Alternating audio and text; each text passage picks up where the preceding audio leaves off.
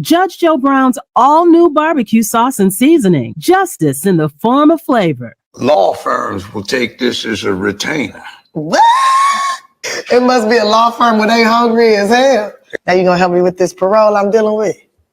Judge Joe Brown's all-new barbecue sauce and seasoning. Justice in the form of flavor. With one taste of our premium blends of all-natural ingredients, herbs, and spices, you'll fall in love with meat all over again. Judge Joe Brown's all-natural barbecue sauce collection is made up of 2 zesty flavors, original and spicy. There's only one way to bring order back to barbecuing. Just add Judge Joe Brown's all-natural barbecue sauce and seasoning, and you be the judge.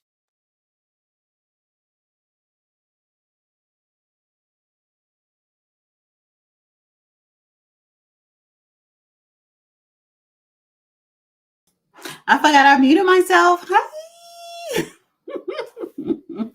Happy Monday. It's Monday. Monday. Listen, a lot of people don't like Monday. Monday was my least favorite to work. But now that I don't work for anybody, I work for myself, I kind of can make Monday what I want it to be. So make Monday what you want it to be. Hi, everybody. Off to a good week. Interesting week.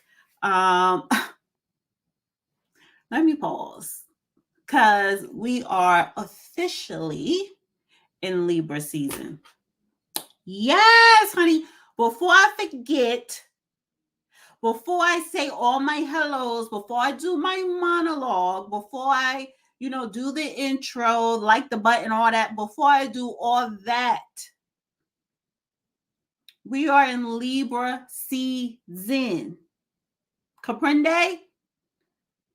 It really started yesterday, and it's going to last to November 23rd, which means because it's my birthday month in October, I'm taking donations today, starting today. Now, let me change this. Yes, go to the website, therealdananetwork.com, and sign up to the mailing list. But let me put my goddamn Cash App, because the light bulb went off on my head, in my head. Dana with the data. Honey. Spell this right. Dana with the data. Yes. Dana with the data. $ Dana with the data. That is my Cash App. There we go. And that's the website. Sign up. So, because we are in Libra season, not only I want you guys to donate to the show tonight. If you have a question for the judge or a comment and you want him to answer it or you want to be heard, please do so via Super Chat. That's by all means. He has the Cash App. If you want to, donate to Judge Joe Brown or whatever, I'll put that Cash App up later. But my Cash App, I want you all to memorize it today and forever. Yes. Now, Thursday, Wednesday, when I do Dana with the Data podcast by myself, I will have these are a few of my favorite things list for you guys to go to my registry and purchase birthday gifts for me. Yes. Other content creators, digital creators, do it. And you guys support them. Support me. Celebrate me and my birthday. And this is my monologue today. My monologue it is Dana season. Fall is my favorite season. This is my birthday season. And it's all about me. And I want you guys to help me celebrate me. Donate to me. Show your appreciation to me. $ Dana with the data. And starting Wednesday, I will be promoting. These are a few of my favorite birthday things for you guys to purchase. Yes, I'm going there. And we're going to stay right there. Thank you. Yes, honey. See, I love the sound of change. See? Yes. Thank you. J. Hamar. Thank you so much. Yes. Okay, so we're gonna have a good show today. The judge is coming up. You know, he like to make his ground interest, honey, because he got the Pony Express Wi-Fi. But I told him the show starts, so he's coming in. If I call, I'm gonna bump him off. Honey, we're gonna talk about Janet Jackson, Miss Jackson. If you nasty, yes, because she said, "Bitch, I did not apologize to you." I don't know who that person was that released that statement. They don't work for me. My brother manages me. And no, I will not be apologizing. I said, I heard you wasn't black. Bitch, you ain't black. So what? FBA all day. House of FBA. House of ADOS. House of Freedmen. So she's standing 10 toes down. No, I'm not issuing no apology. You 50 plus, knocking on 60. What you look like apologizing to anybody? And then, of course, before we get into the Janet, we got to talk about Diddy, the Diddy update. And this time around, I want people to give Judge, I don't do the flowers. He's a man. Give him his gold. Because now you got mainstream media mentioning the Mann Act, when Judge Joe Brown was the first person to mention the Mann Act since his whole Diddy debacle.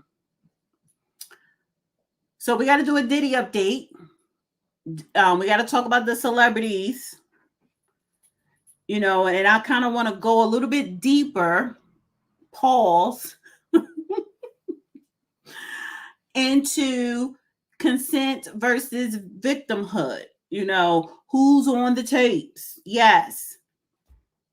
And then before that, we got to talk about Mr. Mark Robinson. He is Lieutenant Governor of North Carolina, and he's running for governor, right?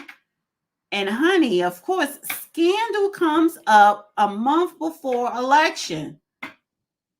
So we gotta dissect that, because this man said, listen, I already have my legal team, and we're gonna take legal action against CNN for releasing fake news. I guess he's denying that he called himself the Black Nazi. He denying that, saying that slavery, some black people need to be enslaved. Is he wrong? And then, before Mark Robinson, when the judge come up, I think I want to start off, unless he says for us to hold it towards the end, Marcellus Williams. Let me make sure I have it right. Yes, Marcellus Williams. He is scheduled to be executed by way of the death penalty tomorrow in the state of Missouri. So Mr. Williams is scheduled to be executed on September 24th in Missouri, despite serious doubts about the integrity of his conviction and overwhelming support for his clemency. And this support is coming from the prosecutor's office. So I said to the judge, when he comes up, I'll have him talk about that, unless he want to save it to the end. We'll go into Mark Robinson, because that's not going to take long. And then we're going to get into Diddy. And then we're going to get into Kamala. And then we're going to say goodnight. So I did say go to the website. Yes, go to the website, therealdananetwork.com. Sign up to the mailing list. I did talk about donations. Yes, it's my birthday universe month. Yes. And I want to say thank you. I don't say thank you to you guys enough. Thank you to my moderators, Katalia, Southern Belle, OG. Katalia, listen, Katalia, she is the top moderator, honey. She is. She's on it. Then there's Southern Belle. And OG hops in here and there. However, thank you to my lovely moderators, everybody that's always in the love room, i.e. chat. Those who can't stand me, those and only watch for the judge, that's fine. those who really ride with me since the beginning, and newcomers.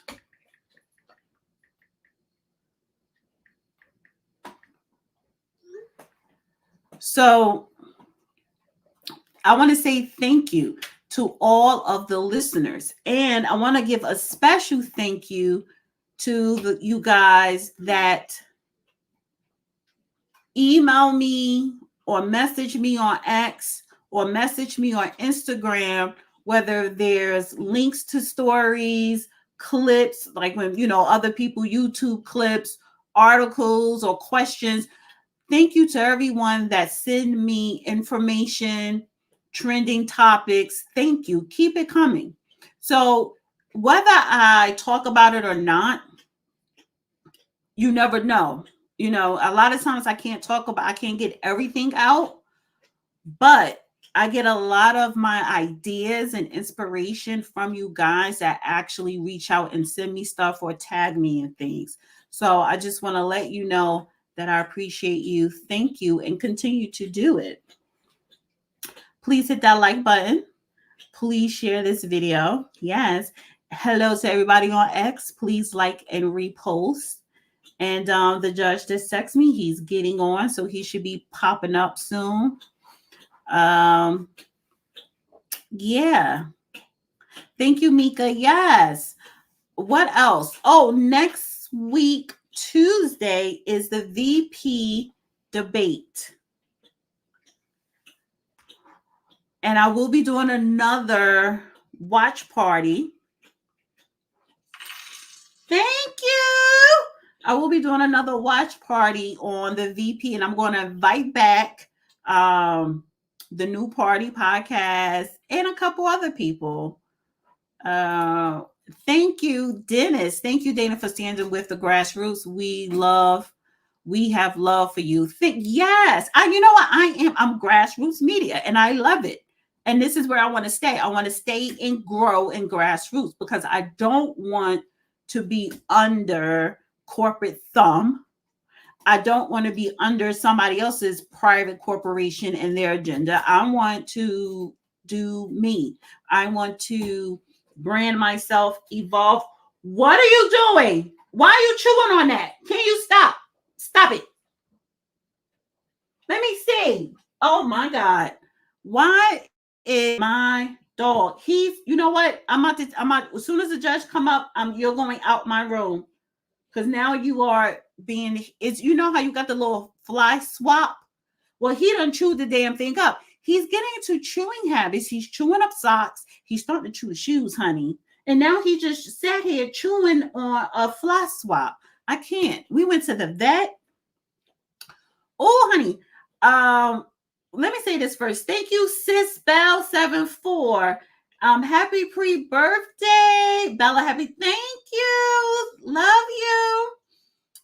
So my dog gets a tax write-off because he is a service dog. I made him a service dog, so he is a tax write-off, and $400. And I do have pet insurance, but you send a claim and they get reimbursed $400, and he has to go back in 30 days for his booster. Yeah, it's very expensive. This is my baby. He's a dependent, and he's about to be on punishment. Yes, I'm talking to you. Stop it. I'm doing a show. So as soon as the judge come up, I'm going to take myself off camera and open up that door, and you're going to go in your bed.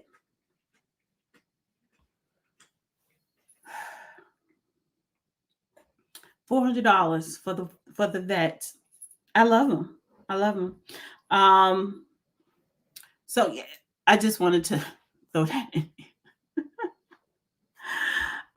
So yeah. Oh, I am going to change the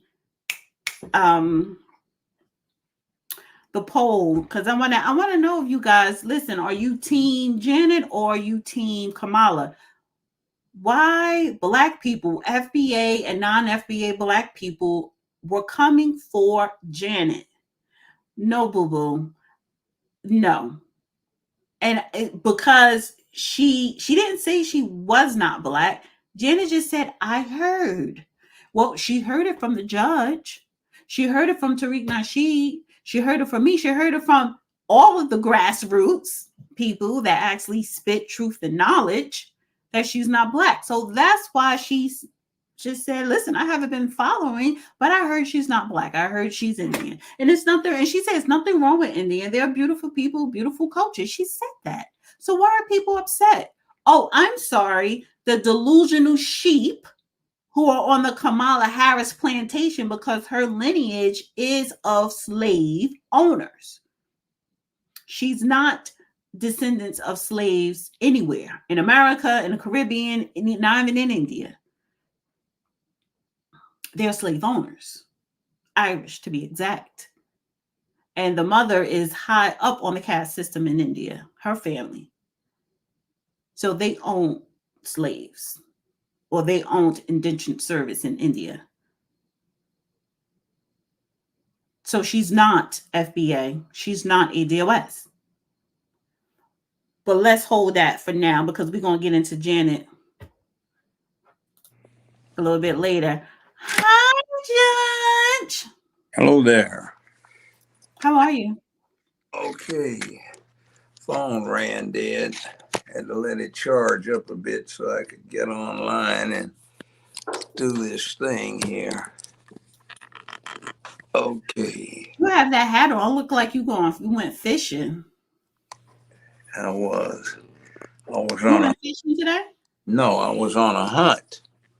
Oh, for what? Honey hunting. Oh, I know that's right, honey. What other hunt could there be? Hunting for honey. No, I wasn't hunting for money. Honey I said honey, hunting for honey. That's the best hunt of them all. I wasn't hunting for money. I don't need I it. said honey. Yeah, well, they might be hunting for money with me. You never can tell. But anyway. Of course, but you Well, don't I have care. a few that offer to pay for the dinner, so.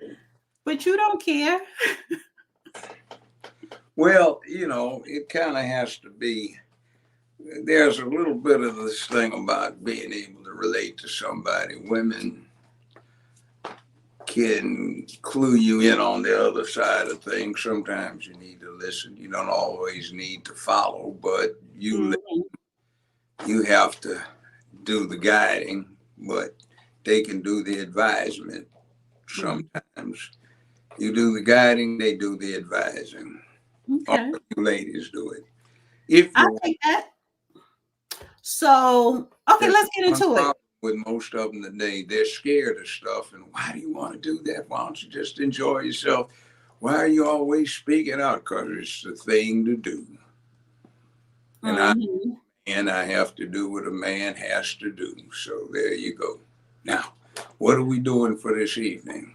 Okay, so I want to start off. Remember, I sent you the article right before we about the guy that's on death row. The prosecutors say, let's reconsider, and the governor still wants to fry him or chill him or whatever they do in the state in question. Yes, Marcellus Williams asked SCOTUS to stay his execution based on evidence of racial bias jury selection.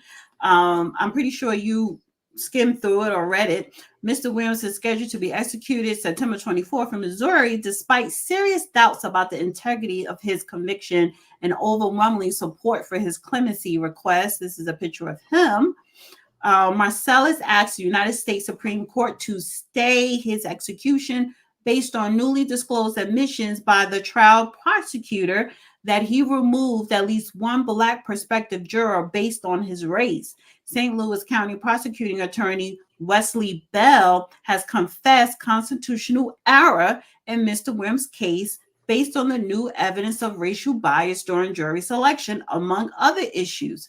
Mr. Williams is scheduled to be executed tomorrow evening in Missouri, despite serious doubts about the integrity of his conviction and overwhelming support for his clemency requests. That might not go anywhere. You know why?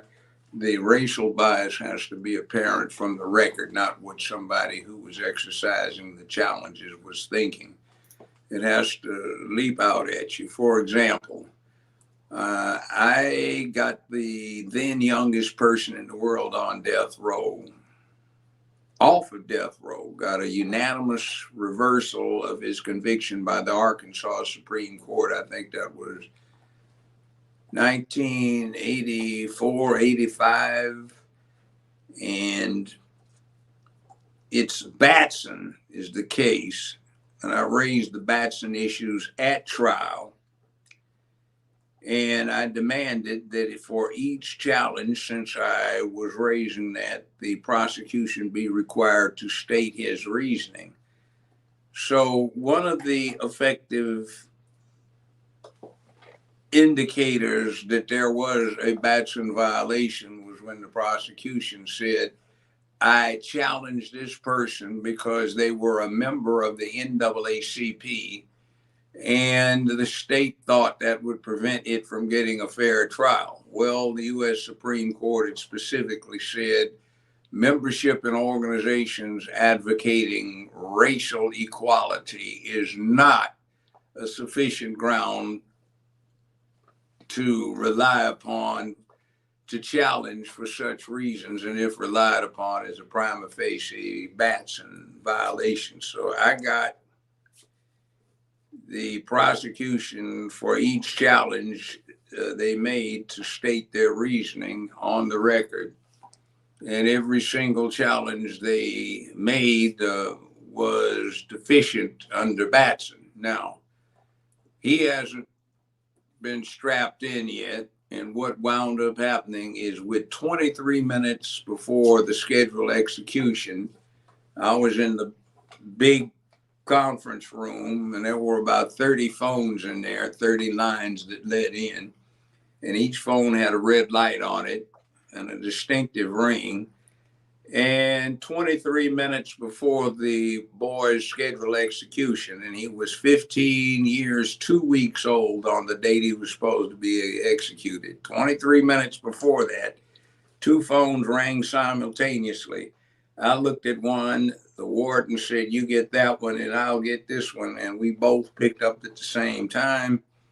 I got the state Supreme Court, and they indicated there was a stay, and he got the governor on his. So we switched phones, and we each heard what the other one heard. The instruction was repeated. And then we handed it over to the assistant warden and another witness who was a local attorney.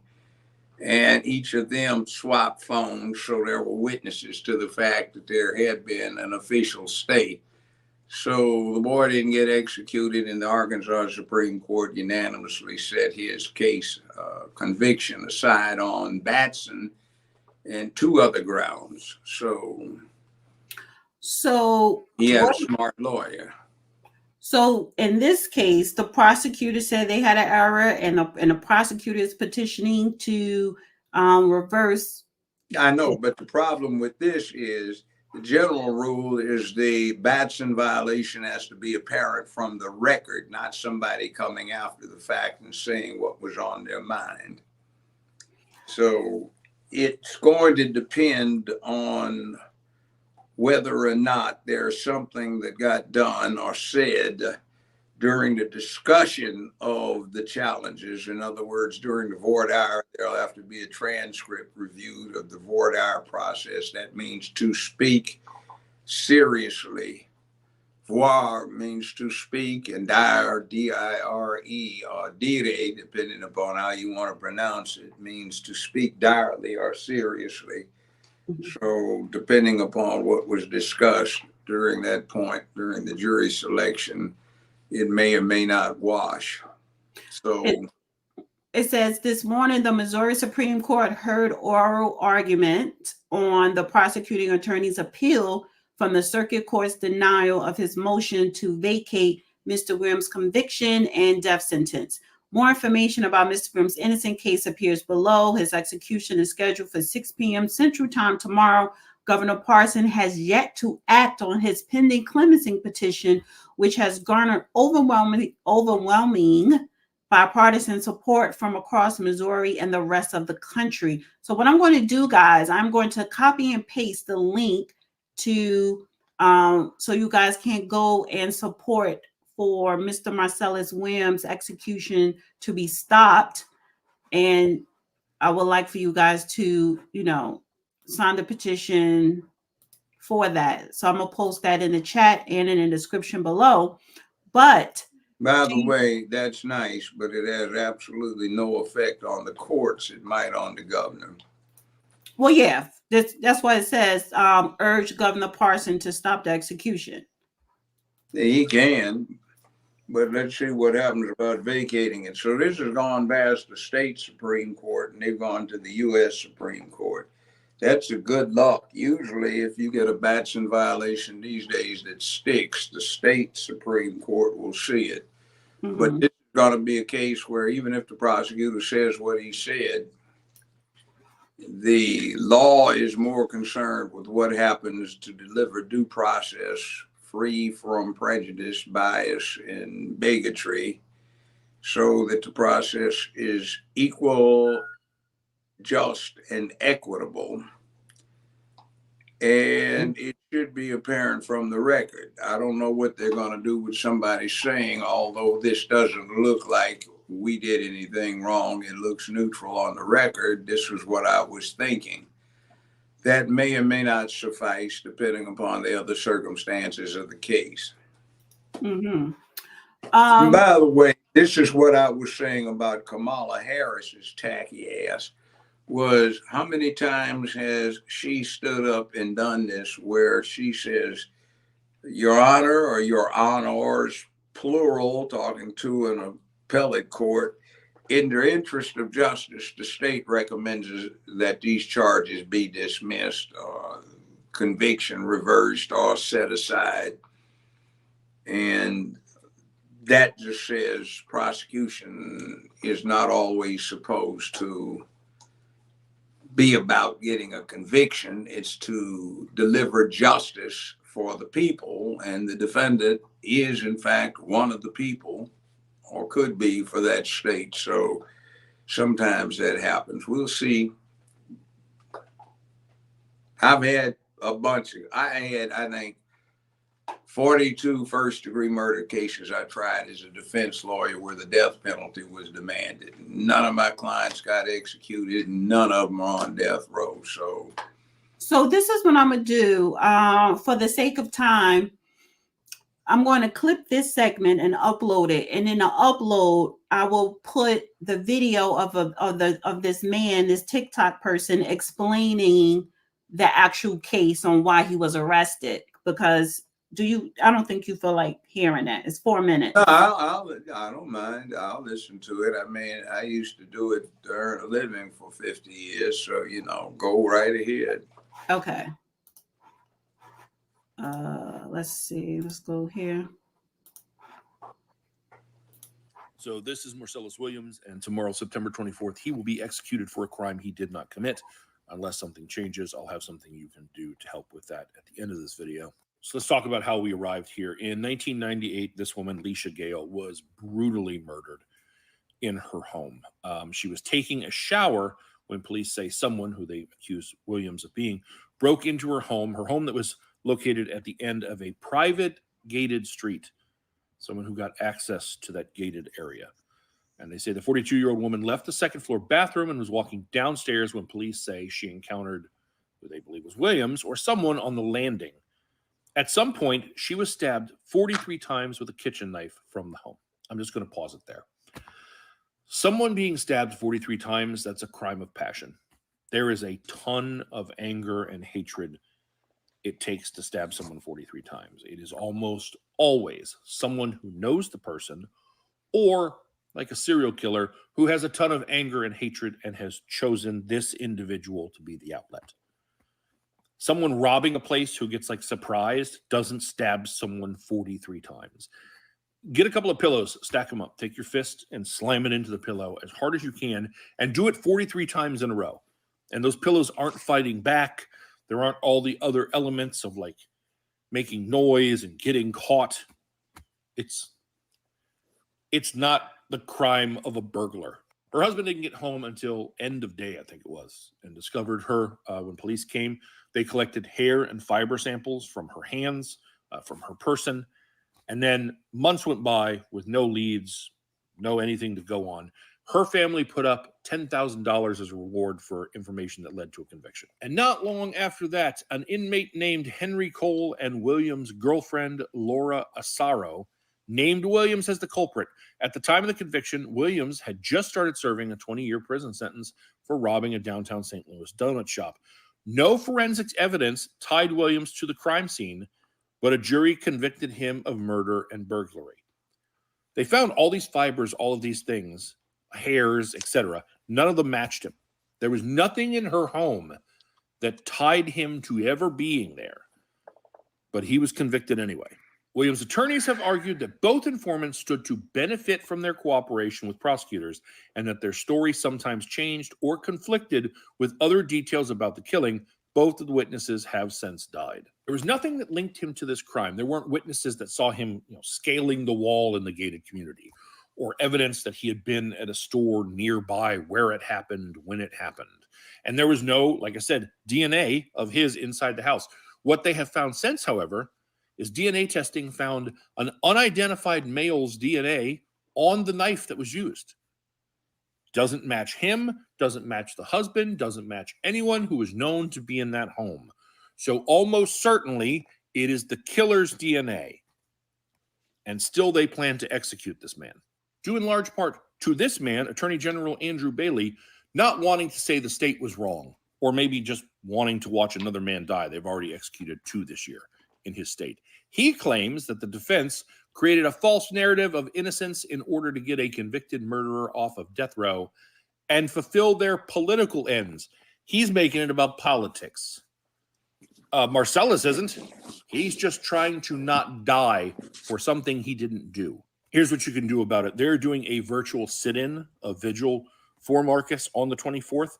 There's a link here that is in my bio. Also, there's a petition you can sign. There's a link here. I also have that in my bio. And you can also call Governor Parsons in Missouri.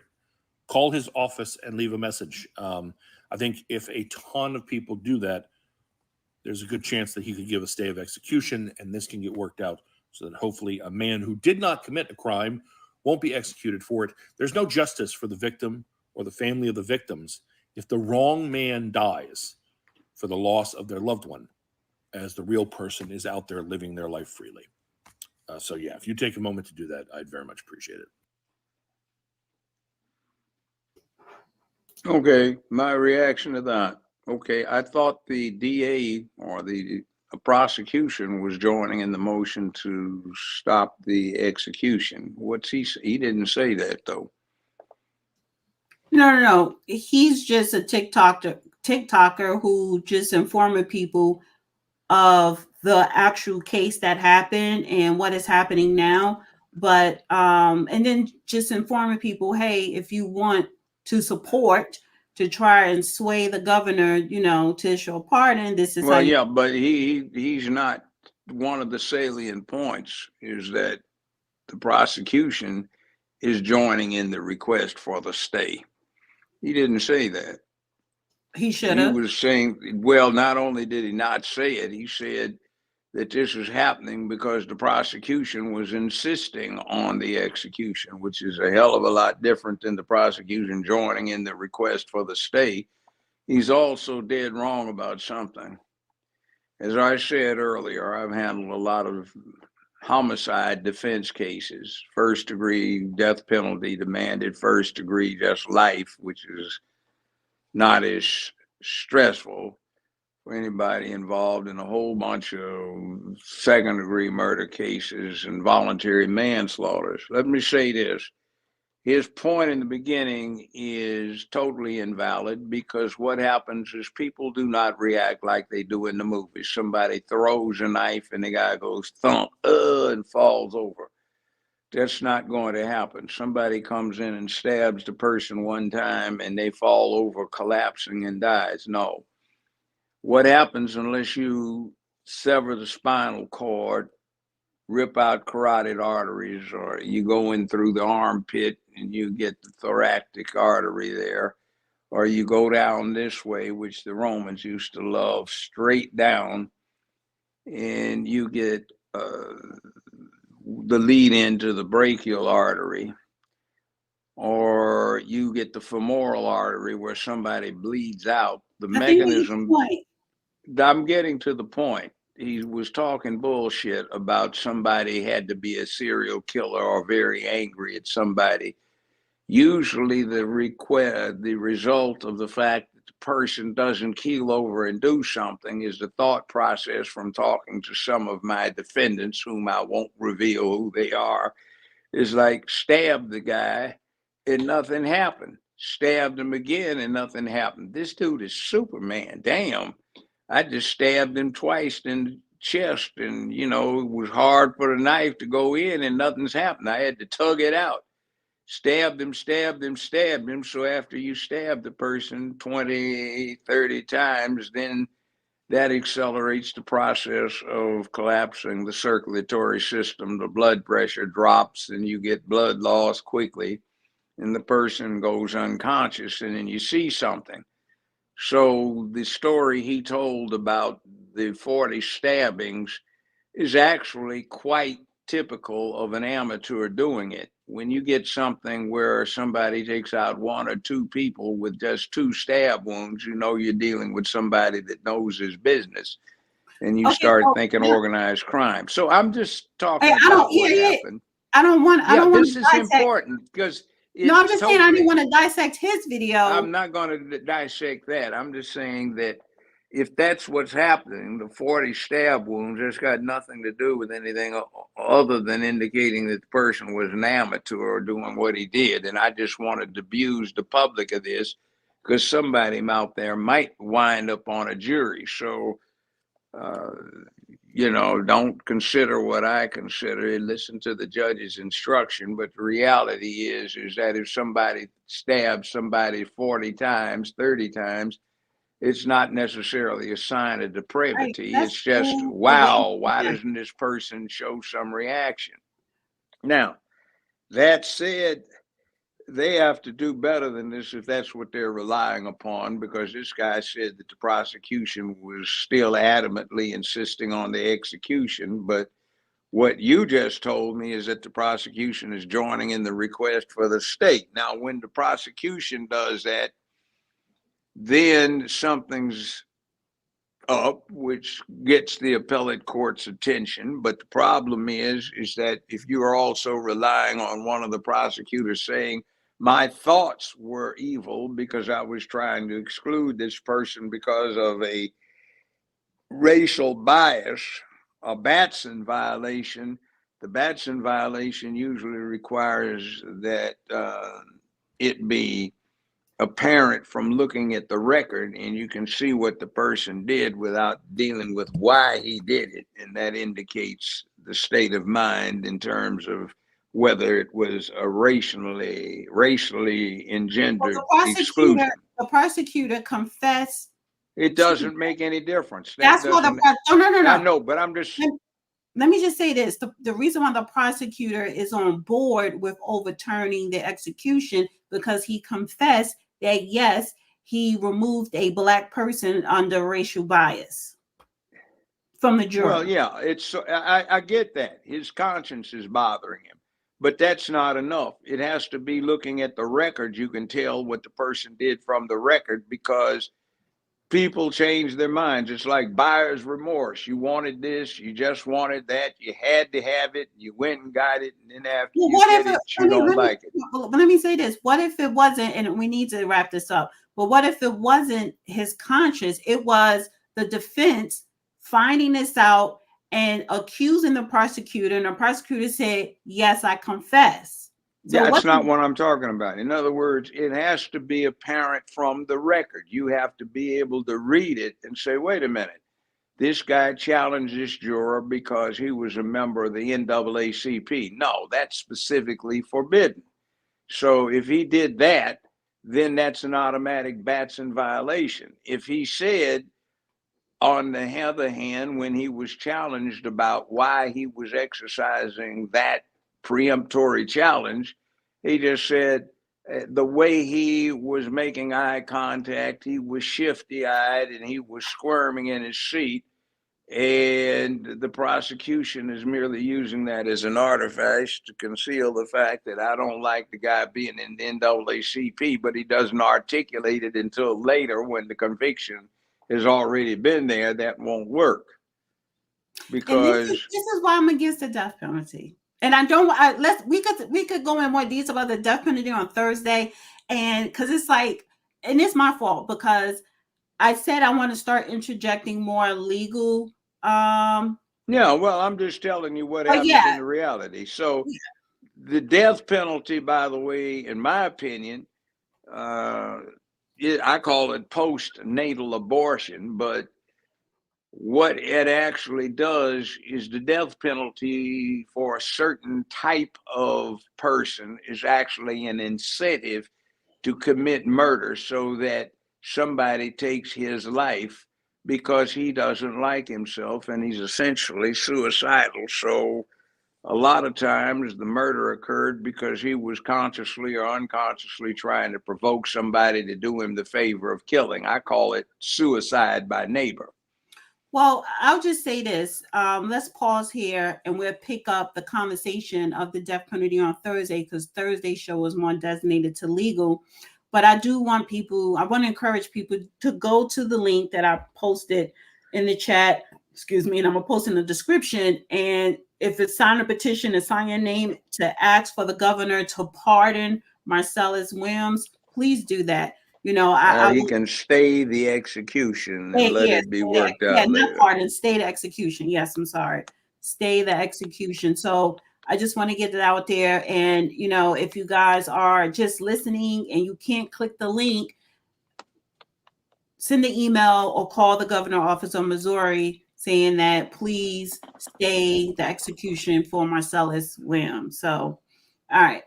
And hopefully that does happen, overturned or stayed or pardoned or something happens before tomorrow evening, 6 p.m. Central. Well, we'll find out Thursday what happens. Okay. This episode will be continued until Thursday for the next viewing. So I want to go to Mark Robinson real quick before we get into Diddy. Because it is Monday. Monday is designated for politics. So Mark Robinson got into some trouble. Well, got some controversy. He's running for governor of North Carolina. He's right now lieutenant governor, but he's running for governor as a Republican. And what breaking news, I guess, over the weekend, they're saying that he went on a porn site, Nude Africa, following a CNN report outlining, and then CNN started outlining offensive comments he made back in 2008 and 2012. And apparently he wrote on the site about peeing on women in public gym showers when he was 14. He also said, I like watching tranny on girl porn. That's effing hot. It takes the man out while leaving the man in. But he's also in public has denounced, you know, LGBTQ or, you know, transgender lifestyle. He's also said his comments online, Robinson repeatedly attacked Martin Luther King Jr., including when a new monument was put in place. Apparently, he wrote, "Get that effing commie bastard off the National Wall." One user accused the gubernatorial candidate of being a white supremacist, and he goes, "I'm not in the KKK. They don't let blacks join. If I was in the KKK, I would have called him Martin Lucifer Coon." He also wrote, "I am a black Nazi" on a forum discussing black Republicans. And he made a comment about slavery. He says, slavery is not bad. Some people need to be slaves. I wish they would bring it back. I would certainly buy a few. I'll take Hitler over any. I'll take Hitler over any of those S that's in Washington right now. So he responded Oh, he don't hide from nobody. This is his response. It's a minute and 22 seconds. Hey guys, Lieutenant Governor Robinson and your Republican nominee for governor as well, of course. Well, guys, the news media is at it again. My opponent is at it again. You all have seen the half-truths and outright lies of Josh Stein on these ads over and over again. And now a story leaked by him to CNN is appearing now. Let me reassure you, the things that you will see in that story, those are not the words of Mark Robinson. You know my words, you know my character, and you know that I have been completely transparent in this race and before. Folks, this race right now, our opponents are desperate to shift the focus here from the substantive issues and focus on what you are concerned with to salacious tabloid trash. We cannot allow that to happen. And folks, we've seen this type of stuff in the past as well. Clarence Thomas famously once said he was the victim of a high-tech lynching. Well, it looks like Mark Robinson is too, by a man who refuses to stand on stage and debate me about the real issues that face you. Instead, they want to focus on salacious tabloid lies. We're not going to let them do that. We are staying in this race. We are in it to win it. And we know that with your help, we will. God bless you. And we will see you where? On the campaign trail. And this is recent to where he said he's going to take legal action against CNN. We have full confidence that we can go on. We're getting resumes from all over. We're getting offers from all over. People are jumping in to help us. We've made a ton of friends in this thing since we've been in. A lot of talented people right now are reaching out to us, and we're right in the process right now of forming a team that we know can still lead us to victory. So we have full confidence in our ability to keep going. But the timing of that, them walking away from you right now. The timing doesn't matter. It's not the timing. It's how you react, and we are ready to react. And we're doing it right now. We're getting it done. Governor Robinson, you've talked about the reporting being salacious lies, not true. Have you taken steps then to prove it's not you? We absolutely are. We absolutely are. We're in talks right now, everything up to legal counsel to take CNN to task for what they have done to us. We are going after them. Okay, we are going to go after them for what they've done. But we have 5 weeks left in this race, folks, and make no mistake about it. We are not going to let CNN throw us off of our mission. Our mission is to win this race. And quite frankly, I am dismayed about the fact, as I said before, think about how many people out there right now, right in the place where we are right now, who are hooked on fentanyl, who are hooked on opioids, and how many will die tonight because of it. Think about what's going on our border. Think about what's going on the world stage. And this is what you choose to focus on. You've got these news cameras, news reporters, pens, pencils, your microphones. This is what you're focused on. You're not focused on the things that we talked about standing up there about our economy. You're not focused on those things. I am. I'm going to remain focused on those things. And you better understand, I am coming after CNN full throttle. But we have got to put the people first. And in order to put the people first, we've got to concentrate on this campaon. And that is exactly what we're going to do. That's exactly what we're going to do. Thank you.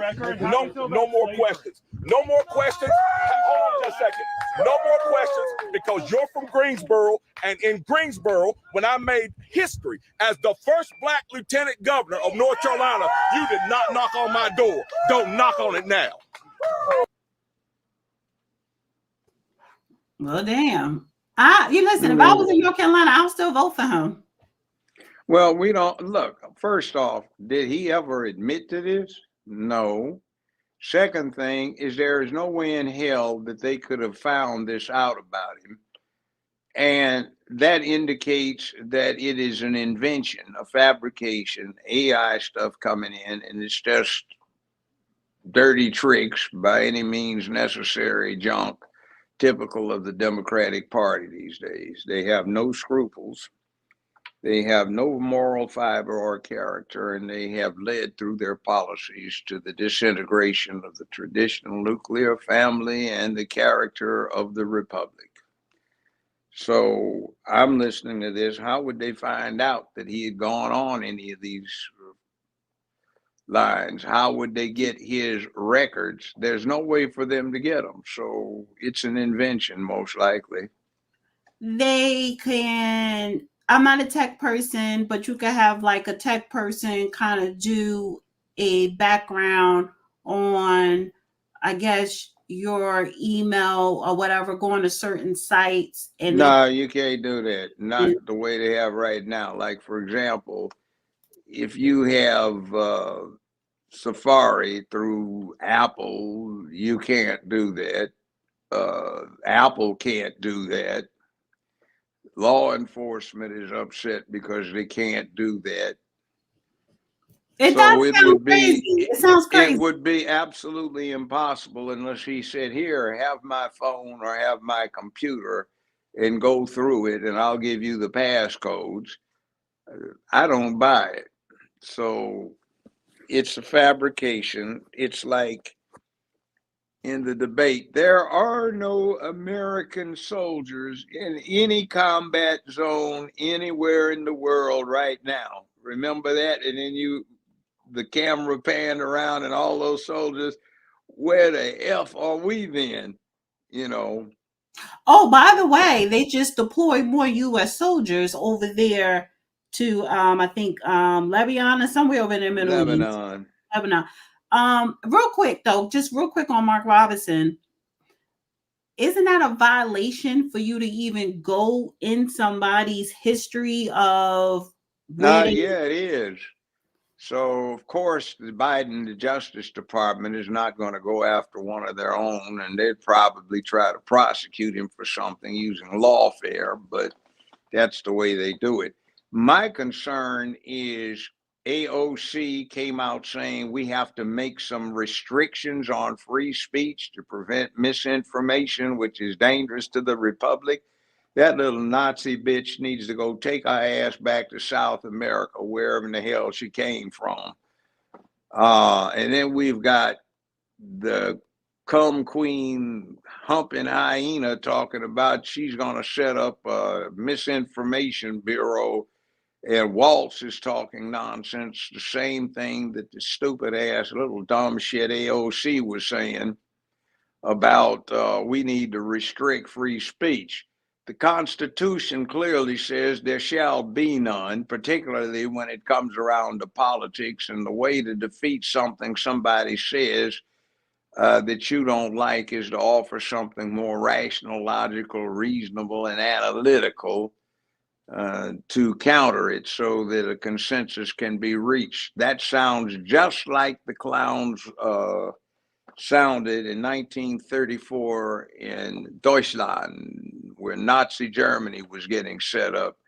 And people ask today, how could they do that? Well, guess what? Take a look around, look at the Democratic Party, Kamala, Queen Harris, and Tampon Tim Waltz, and the Democratic National Committee, and a whole lot of the people that are running for office on the blue side, and you'll see exactly how the Germans fell for the Nazis, because you're looking at it right now. And I trust that you'll listen to me when I tell you you're in danger. There is something different about this election. It's not Donald Trump. It is two things, the rainbow and the fact that these clowns are trying to use the methodology of the Nazis from 1934, which is 90 years ago. So we need to be cautious because we might lose it all. If somebody is campaigning on restricting free speech and they actually are saying those exact words, we must restrict free speech to preserve democracy. Well, first off, it's not a democracy any damn way. It's a republic. There are some differences. In a democracy, everybody votes on every proposed piece of legislation. You just get to vote here on putting the people in place who will make that legislation. When you hear people talking about we need to restrict disinformation, who the hell gets to determine what disinformation is? And even if it switches back and forth, you've set the precedent for that. The Supreme Court has long said the only thing that you can't say It is something like yelling fire falsely in a crowded theater where your intent is to generate a public disturbance. You can't do pornography or obscenity, but that seems to have been something that is long forgotten. Even if you come up with defamatory conduct, there's no constitutional or defamatory verbiage or statements or language or speech. There's nothing in the Constitution that forbids that. You just might be civilly liable to somebody, but you can say whatever in the hell you want. Now, that said, and there are exceptions, fighting words. If what you were saying is likely to generate a fight immediately, then that might be something else, but they can't restrict you from saying it. You just have consequences to play. Inciting a riot, which was not, by the way, what Trump did January 6th, nor anything else. And these amateur, rookie, ignorant assholes need to go back to a 5th grade class and find out what the Bill of Rights means and when it says free speech. But they don't teach that anymore. So we have a big problem for somebody actually, for essentially the first time in American history, a presidential candidate and a vice presidential candidate have actually come out and said free speech needs to be restricted.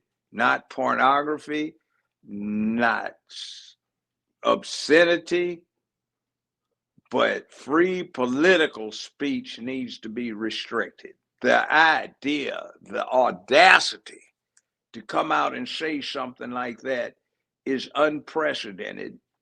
And for AOC to say it and advocate for Congress to do it, at least ought to result in a censor being, she needs to be censored for that. And for trying to convey not only the concept, but to recruit others to abdicate their responsibility and their oath to uphold the Constitution. That's grounds for impeachment, and they ought to file them against her foul ass and go throw her on out someplace. Now, people have suffered too damn long and done too damn much for it to be thrown away by some autocratic little sissies running around with a rainbow flag stuck up their buttholes, trying to talk about restrict free speech because they don't like it. And for the press to join in is the worst kind of obscenity. Well, anyway, let's get into Janet Jackson versus Kamala Harris now, because I think that's a good segue. I thought it would go that way. And we'll just do Diddy after that. Let's see. Isn't it one of her publicists who now it turns out made an unauthorized statement that she says she did not make, where he had no authority to say she was apologizing and was sorry for calling that humping slut out? Yeah. So Janet did an interview with The Guardian. And in it, she was asked about Kamala Harris. She's basically said, listen, I haven't really been keeping up too much with it. In a nice way, she's basically saying she's not going to comment on politics. But Janet Jackson claims Kamala Harris isn't black, says dad's actually white. She said that she heard that she wasn't black and that her father is actually white, via his Irish lineage. And then all hell broke loose on X. You had FBA, non-FBA, black people, maybe some non-black people trying to come for Janet. But then all of us black folk who know the real truth, is defending her. And so apparently somebody that claims to be Janet's publicist came out and says, oh, she misspoke. She wants to apologize. She was misinformed. When we talk about this misinformation, and Miss Janet was like, no, bitch, I'm not walking back nothing. That person do not work for me. Randy Jackson, my brother, is my manager. That person is not in my camp. That's not my publicist. That's not my manager. She's not apologizing, and rightfully so. Let me ask a question. What race are Indians? I don't know. They're white, or Caucasian anyway, and they're Aryans. They're Indo-Aryans, INDO-ARYANS, the same Aryans that Hitler was talking about, except he lied. They aren't blonde-haired, blue-eyed. They look just like Cum Queen here. And if she's not black, because she has none in her, how does she get to be black? Her daddy is Irish mixed with Aryan or Indian. So how does he get black out of that? And her mama is Caucasian, that's Aryan / Indian / religion, Hindu. So where do we get this out? In fact, her name, that Kamala, like bull, the name is Kamala, which is the name of a Hindu goddess. So she's not even, people know how to pronounce a black name. That ain't even a black name, you damn fools who think it is. It's Indian. Now all of a sudden, see, Negroes are so damn stupid, ignorant, and gullible. They just want to have something to overcome this sense of inferiority that they'll seize on anything, just like the Germans did 90 some years ago, 100 years ago, 1920s. They seized on this Aryan Superman lie, and it went on from there. So yeah, it's really interesting. Mm-hmm. Well, and the Indians are fine people. They top the list for the most frequent legal immigrants these days. And I was looking at some actuarial tables. As a group, they are the highest earning ethnic group in the country. Not white people, it's Indians. Mm-hmm. And they fall under the Asian category. They are not. Well, they can be Asian, but that also does not mean that you're being Oriental. Asian, right, from the location can also mean that you're Caucasian, because it's not that far from the Caucasus Mountains, by the way, where the term came from, and they're Aryans, Aryans, and they are classified as Caucasian. Well, it says that's like Ainu. If you ever run into Ainu, they're from northern Japan. They've been in northern Japan for millennia, but they're technically Caucasian. They're not Oriental Asians. So they come from Asia, but they're Caucasian, and they're not Oriental Asians. See, it gets complicated, but anyway, so how does you get black out of Indian and Irish and Indian? Where does the black come from? Yeah, where's the black, the collard greens black come from? Yeah, lying heifer. You sit up there and you clean your greens in a bathtub in the dorms, where all of these folk that are just getting out of high school haven't got the skid marks out of their drawers and panties, and they're washing their dirty behinds up there in that bathtub. Hey, you sit there, and it's not like it's even your personal bathtub. It's one all these folk get in the dorms. Damn. Right. So you want to clean your greens in something 100 buttholes have been sitting up in. So your mama would beat the crap out of you for even thinking that.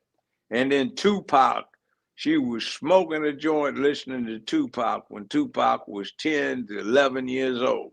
When Tupac cut his first release, a single, he was 21, and she was a prosecutor, an assistant prosecutor in Alameda County, California, lying heifer. Mm-hmm. B-I-blank-C-H. So this is the person, Mo El Masri, had publicly came out and said Janet Jackson walking back previous comments she made about Kamala Harris, admitting VP is actually Black, and her remarks were based on misinformation. Mo El-Nasser, Janet Jackson manager, clarified Jackson claimed that Harris' father was actually a white man, making a statement to BuzzFeed that Janet repeated false claims she heard somewhere. However, the update, Janet reps tell TMZ Mo El-Nasri has absolutely no connection to her. Her manager is her brother, Randy Jackson. So this person coming out saying that she walks back and he's probably a Democrat shell plant. Yeah, that they have no scruples. They act like they're in damn Nazi Germany or fascist Ukraine or fascist Italy back before World War II, or damn over in China somewhere, some commie country like North Korea. Exactly. So, and this I bet you know what this is? This picture you're looking at right now is one of those things where he was being gracious. He doesn't exactly have an all-encompassing smile on his face. And the bottom line is he refused to show up for her inaugurations for vice president, U.S. senator, and for attorney general for the state of California. Now, why is that? And he did call her a liar. And it was not just because he was a liar and a fraud was actually what he said. There was a publication on X today in part of an article he wrote, which was several pages long. And he laid out his ancestry, and it didn't include any Black people. Mm-hmm. And one of the grandmothers that he's talking about that she claims she was so influenced by died 11, 12 years before she was born. So, no, not 11, 12, 4 years before she was born, I think it is. So I find that interesting. I guess delusional. Maybe she did smoke some dope and she was just as deluded when she thought she was listening to Tupac when he was jumping forward in the future, and he was only 10 or 11, but he had some mysterious ghost release that she was listening to, unless she was lying, which is more likely, just like the Greens lying about that. Well, so anyway, we're getting the typical Democratic thing, just like they tried to do with this brother who's running for governor. They lie. They have no scruples. It's by any means necessary. And although the methodology is also fascist, it certainly looks like this thing the communists did back in the Cold War when the nukes were poised. And nobody cared about whether something was true or not. It was just, would it take and would it have influence? And that's what they're doing, lying propaganda. Right. So I want to play this clip here because Janet, she's no dummy.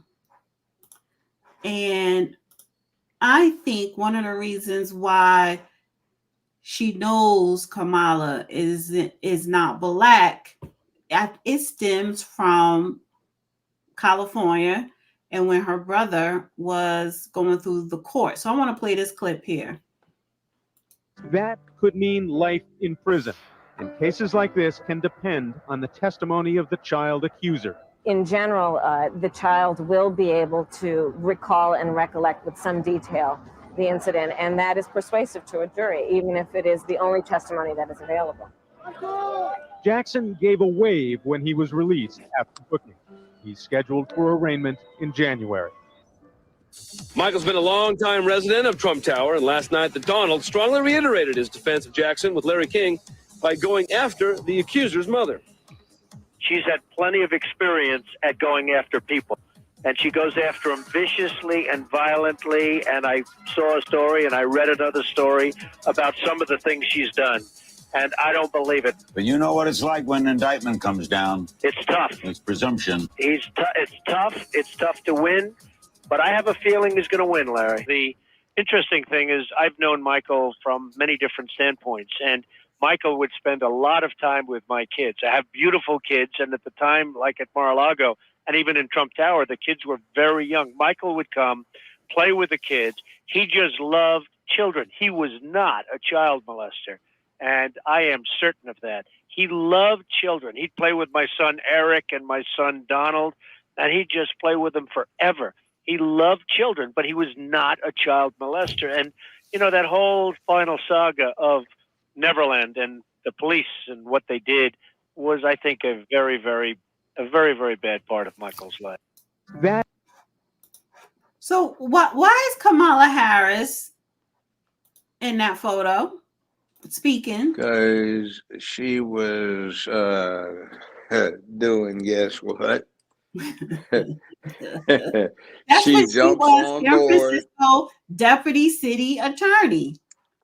Yeah, she took every opportunity she could to get herself a little PR because she's a hustling bitch. You know, some people advance. Not her act. Listen, she was fine as hell back then. Like, that ain't fine to me. Look at her nose. Looks like somebody stepped on her face. she's very I'm sorry. She's very attractive. Not to me. Okay. I don't like that look. Not my type. Anyway, the interesting thing is some people in this business, they get ahead by what comes out of their mouth. She got ahead by what went in her mouth. And maybe that's why Janet Jackson ain't fucking with her. There you go. Like, bitch, you're not black. Oh, you really thought after all these decades that I was going to say I'm voting for Harris and Walz? What you added on the legal issues or problems with my brother?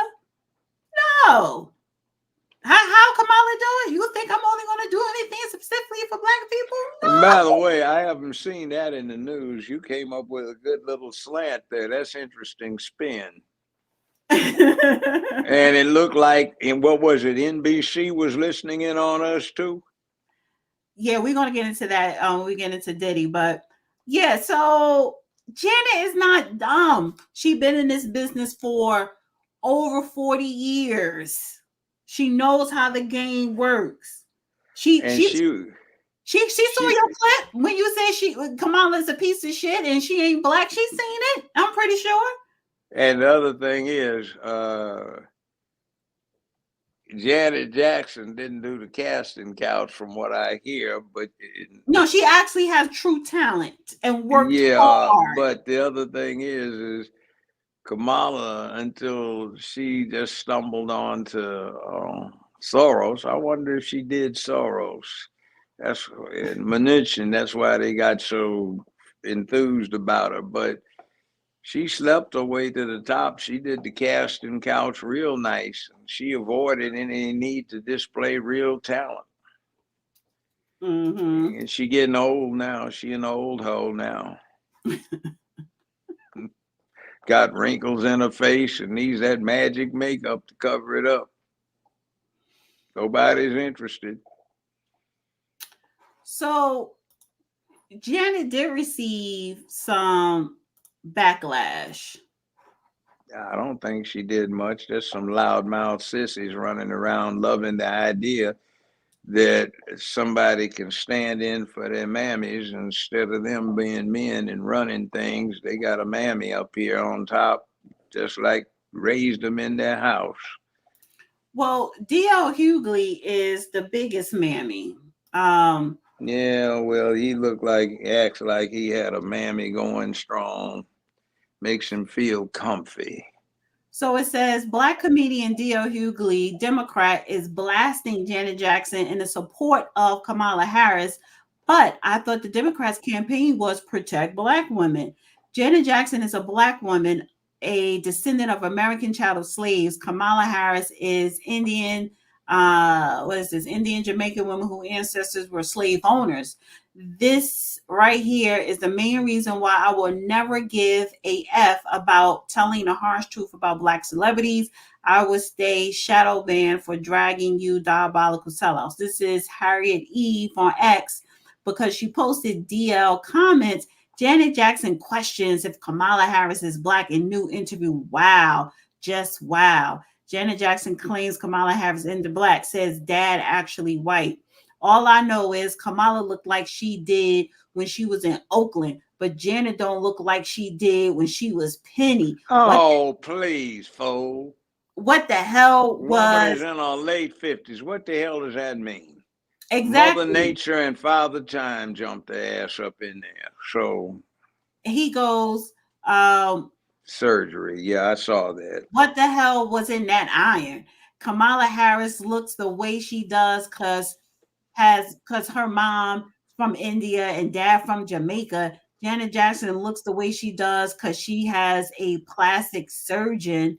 Interview sounded like a Trump rally. FYI, it's a little ironic to question whether someone is Black while you're breathing through the nose of a white woman. Damn. After facing criticism for her ignorant Kamala Harris comment, Janet Jackson has issued an apology. No, she did not. So he must didn't refresh, honey, and get the memo that she did not apologize. But why are you a grown-ass man? Because he wanted some. She promised to give him some. Probably. I don't think she promised. She probably said, get your ass out of here. No, I'm talking about Cum Queen. Oh, Kamala. Yeah. Maybe that's what happened. Maybe her husband wouldn't mind. You know, he's one of them Hollywood lawyer types. You know, they do some strange things. Ooh, and have you seen what Diddy's folk have been implying? They released some of the footage from that 50th birthday party. Wait. You about to get into it. So I just want to flush the Janet thing out real quick. So I just want to highlight some of the turncoats, and then you have regular turncoats, Black people trying to come from Janet. Don't dare try to come from Miss Jackson, honey. All these bug dancing Negroes can't even hardly dance, sitting up there trying to get feisty. Cause the master, white woman knows. the master done told them what to go do. Sassy. The Democratic Party, they some sassy boys. I understand from some of my younger contacts, that's what they call the boys that are a little questionable. They sassy. So listen, before we move on, let me just say this. Janet Jackson is standing her ground, and I am here for it. Lover, supporter, talent, real talent, and earned everything that she got. So if she want to chop her goddamn nose off, honey, she could do that. So, and she is. And she made it off of what came out of her mouth, the song. And right. Kamala made it off of what went in her mouth. Exactly. Allegedly. Alleged. But since she is a public figure running for president, New York Times versus Sullivan, 1962, you can say that the negative and salacious remarks are merely political commentary on her suitability for a political office. And there is a long tradition of politics conducted by innuendo and other things like that. So, Diddy time. She's a sleaze. Who? Oh, have you seen the latest stuff coming out? Apparently, some of his friends are saying, hey, don't go too far. Take a look, looky. There might be other copies. And I'm not talking about this. I'm talking about the 50th birthday party. And you saw a who's who in big time national politics. No, it's been all over X. I know. I think I saved it. Oh my God. I know you sent me that one. Yeah, I did. And the bottom line is they've got all the people at the 50th birthday party. It looks like Hollywood who's who. It looks like big time politics and industrial who's who. And somebody made the inference that, hey, they're also in the more juicy stuff too. They even put Obama's wife in there and Justin Bieber in there and Justin Bieber. Bieber. Is it Bieber? I thought it was Bieber. What the hell? I don't pay attention to rock stuff anyway.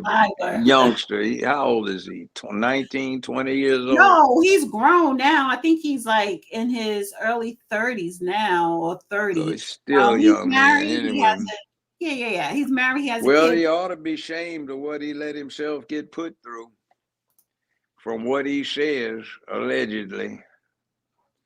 All the shame will get you.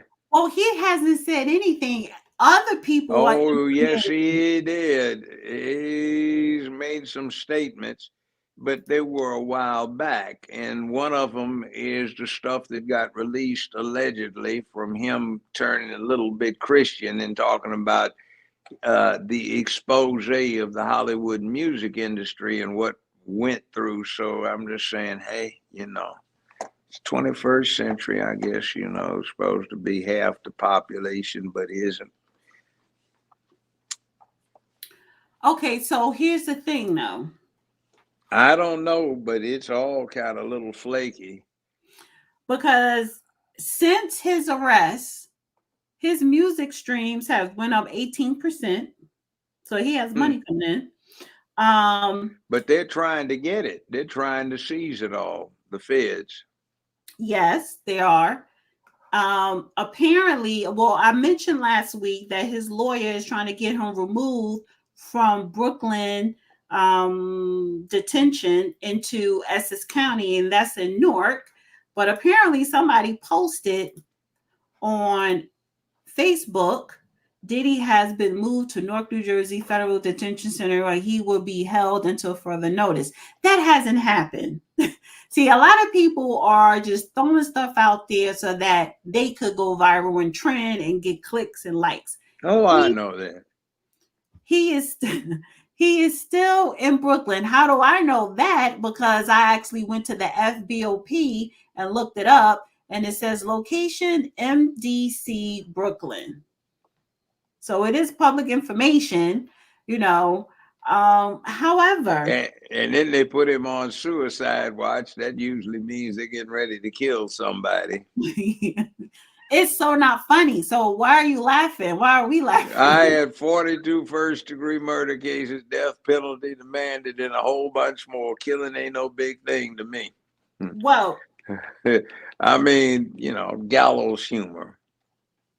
Well, I know humans kill each other with great alacrity. Yes. So here's the thing. I want to know who's on the tapes. Celebrities are being quiet. Celebrities are hiding. TD Jakes, where are you? Usher apparently deleted everything off of his ex timeline. Justin Bieber, he hasn't broken his silence. I want to know who are the celebrities on these tapes. And each and every person on these tapes, you are automatically in somebody's pocket right now. Well, I'll tell you what, the person that had the video footage of the 50th birthday party circled some people so you could see who was there. The Kardashians were there and some other people. Right. And white and black. And it was interesting looking at that.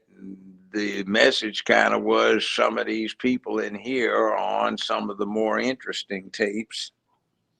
And remember, they go back 15 years too. To 2009. And apparently this is all alleged. They're saying on the tapes, Kim Kardashian, you see her taking something to blackmail somebody. It's a whole bunch of stuff on these tapes. Listen, whoever is on those tapes in a compromised position, that doesn't mean you are breaking the law, but you're in a compromised position that could kind of harm your image or brand. You are now in somebody's pocket forever. Okay, now, other thing too, I think, and I said this a long time ago, way back in March when they first did the searches, I said something suspect about this. They didn't even search both of his mansions on this one Florida property. They only searched one, and they searched the mansion out in California. And I said, it strikes me that what they're doing is they're trying to seize information that's very, very harmful to some people, so he can't blackmail them. And I don't think he was blackmailing them so much as he was getting leverage, since Hollywood and the entertainment industry tries to get that same kind of leverage on everybody. So he protected himself, and he had his freak parties, which are actually throwback to the orgies of the 1960s. Yeah. And the earlier orgies that Hollywood used to be famous for, going all the way back to the 20s. So it is what it is.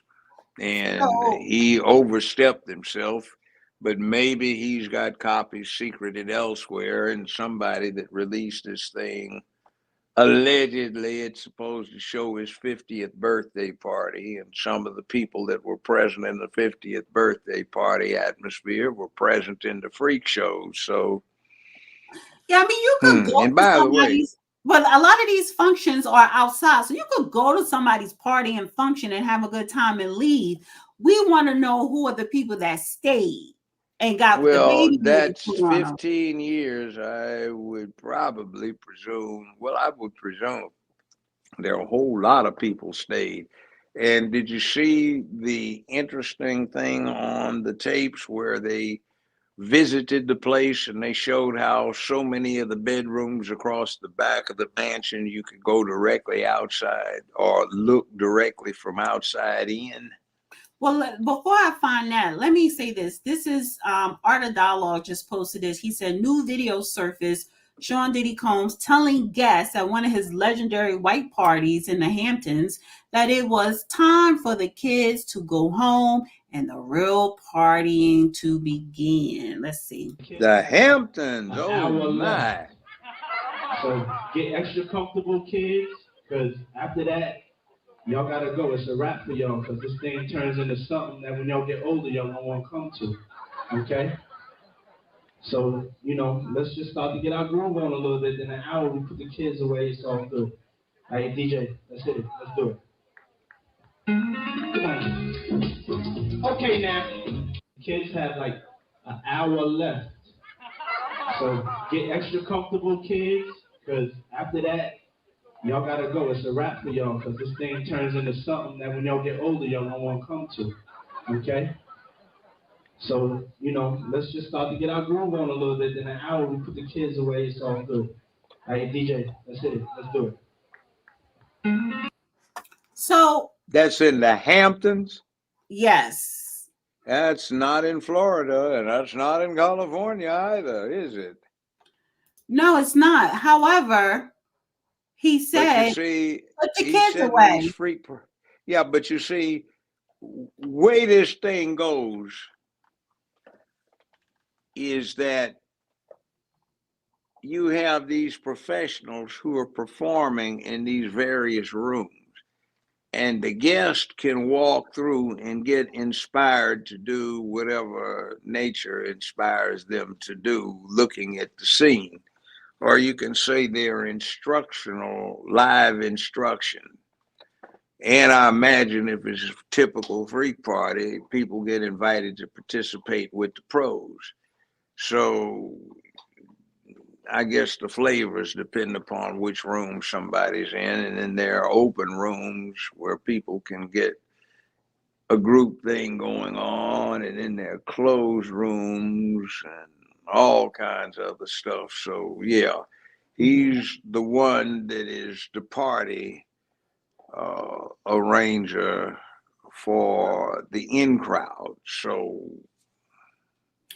but I'm just saying, for the in crowd, if they went and got put on video, and they're supposed to be, it's already leaked. It's leaked that the president, number 44,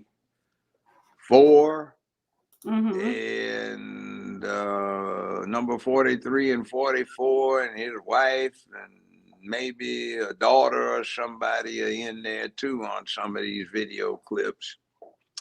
So that might be very interesting. Those are allegations, but you know, let's see. And Well, you know, maybe Kim was trying to come back and put on one of her famous displays that she and Ray J were trying to, well, duplicate what she and Ray J did on the 495 or the 795 on cable, Comcast, Xfinity, Motel, Hotel, Holiday Inn, you know, all around America for 20 some years. so they said It Diddy had brought in the tons of cash. celebrities. Diddy had tons of celebrities attend his 50th birthday party. This is back in 2019. Jay-Z, Beyonce, Kanye, Kim, Kobe Bryant, Offset, Cardi B, Snoop Dogg, Dr. Dre. He had a whole bunch of people. Of course, Mary J. Blige, Usher. It's a whole lot of people. So again, people are trying to create a puzzle because he gave these lavish celebrity star-studded parties and birthday celebrations. So what? That's not breaking the law. Now, what happened after the parties, the people that stayed, that got the baby oil you put on them, okay, that's not breaking the law unless Couple you thousand bottles of lubricant, they said. yeah, and I've never lubricant. seen anything that salacious in an indictment in my life. Right. So, and that's what it is. It's salacious. It's not breaking the law. Now, it's really going to Now, I'm be. talking about it sure as hell breaking protocol, putting that in an indictment when what they're talking about is the Mann Act, which is what I said before NBC picked it up a day ago after they listened to us. But that Mann Act, by the way, does not require that anything illegal be done. It just says transporting across state lines for illicit purposes. And that's what they have to prove. Well, And you know no, what? So wait. no, And then no. Listen. That's why that law I was saying when I talked to you about it is bad and it's got to go. It's 111 or 12 years old. And it was written in another time where salaciousness was simply being across state lines in a hotel with a woman, not your wife. That was salacious. It was being across state lines with your wife if the couple was mixed, one's black, one's white. That was looked at as illicit. And as a matter of fact, that's what they got Jack Johnson on, the first person to be busted and prosecuted for it, because the law was set up to get him. All he did was transport his lawful wedded wife with him across a corner of a southern state going to a seaport, and he got busted. And they prosecuted and convicted him. He escaped, though. So anyway, I think this dude is suspect here. Looks like it. yeah, he is very. Don't you think he's a little suspect? You can hear That's me, his right? business, Wait. 21st Can you century. hear me? Yeah. You Yeah, can I hear hear me? you. Okay, good. I just want to make Yeah. sure. So this is the thing, though, because so when this broke, when he was arrested last week, right? No one mentioned the Mann Act. You did. Mann Act. They just don't call it the Mann Act today. All of a sudden, MSNBC put this article up on their website, The Checkered Origins of the Law at the Center of Sean Diddy Combs' Prosecution, originally motivated by xenophobia, racism, and a way to punish immoral sex. The Mann Act has since been amended and remains a useful federal term. Tool. Damn, sorry. So, okay, why can't you say credit to Judge Joe Brown? Because this is what mainstream media do. They listen to us grassroots content creators, especially you, Judge, and then they take it. Well, like I'm not just grassroots. You have to understand. The only person with higher TV ratings for an individual show was Judge Judy on occasion, and sometimes I beat her. It's not Oprah. We beat her every week in the ratings, and she was in the same 4-show unit that Judge Judy and I were in. It was me, Judy, Oprah, and Phil. We beat her every week. So we were the most widely viewed television shows in America. Sometimes we were tying with Wheel of Fortune, which was the other one. So you have to understand when you're talking about this and I'm saying something, no show on CNN, MSNBC, News or otherwise had the ratings that I had at one time. So naturally, there are people watching me. I'm just bragging a little, I guess, but you know, they downplayed me because they didn't want a straight black man up there high in the ratings. You got to be a little swish to get high ratings in the television world. Right. And they talk about it. And see, you know, you've heard of this A-list, B-list, the thing that they have, C-list. The paparazzi doesn't form the list. The studios give the list to the paparazzi. And I had a couple of friends who were paparazzi. They'd show up at all the functions, and they showed me the list, and I wasn't on anybody's list for anything. And I know there were a couple that would always make a big show of for photographing me and my ex, because she was a beautiful woman, movie star quality, very talented. And they'd ask him for the first go around, why are you taking his picture? He said, he's the biggest star out here. Who is he? He's not on the list. Yeah, I know he isn't, but he's got the #1 show this week in television. You're kidding. That's a Judge Joe Brown. Well, that's him. Oh my God. Okay, you're talking about yourself too much. I mean, you need to move on. Well, why not? Because they don't talk about me. What the hell? All of these other clowns that are about nothing.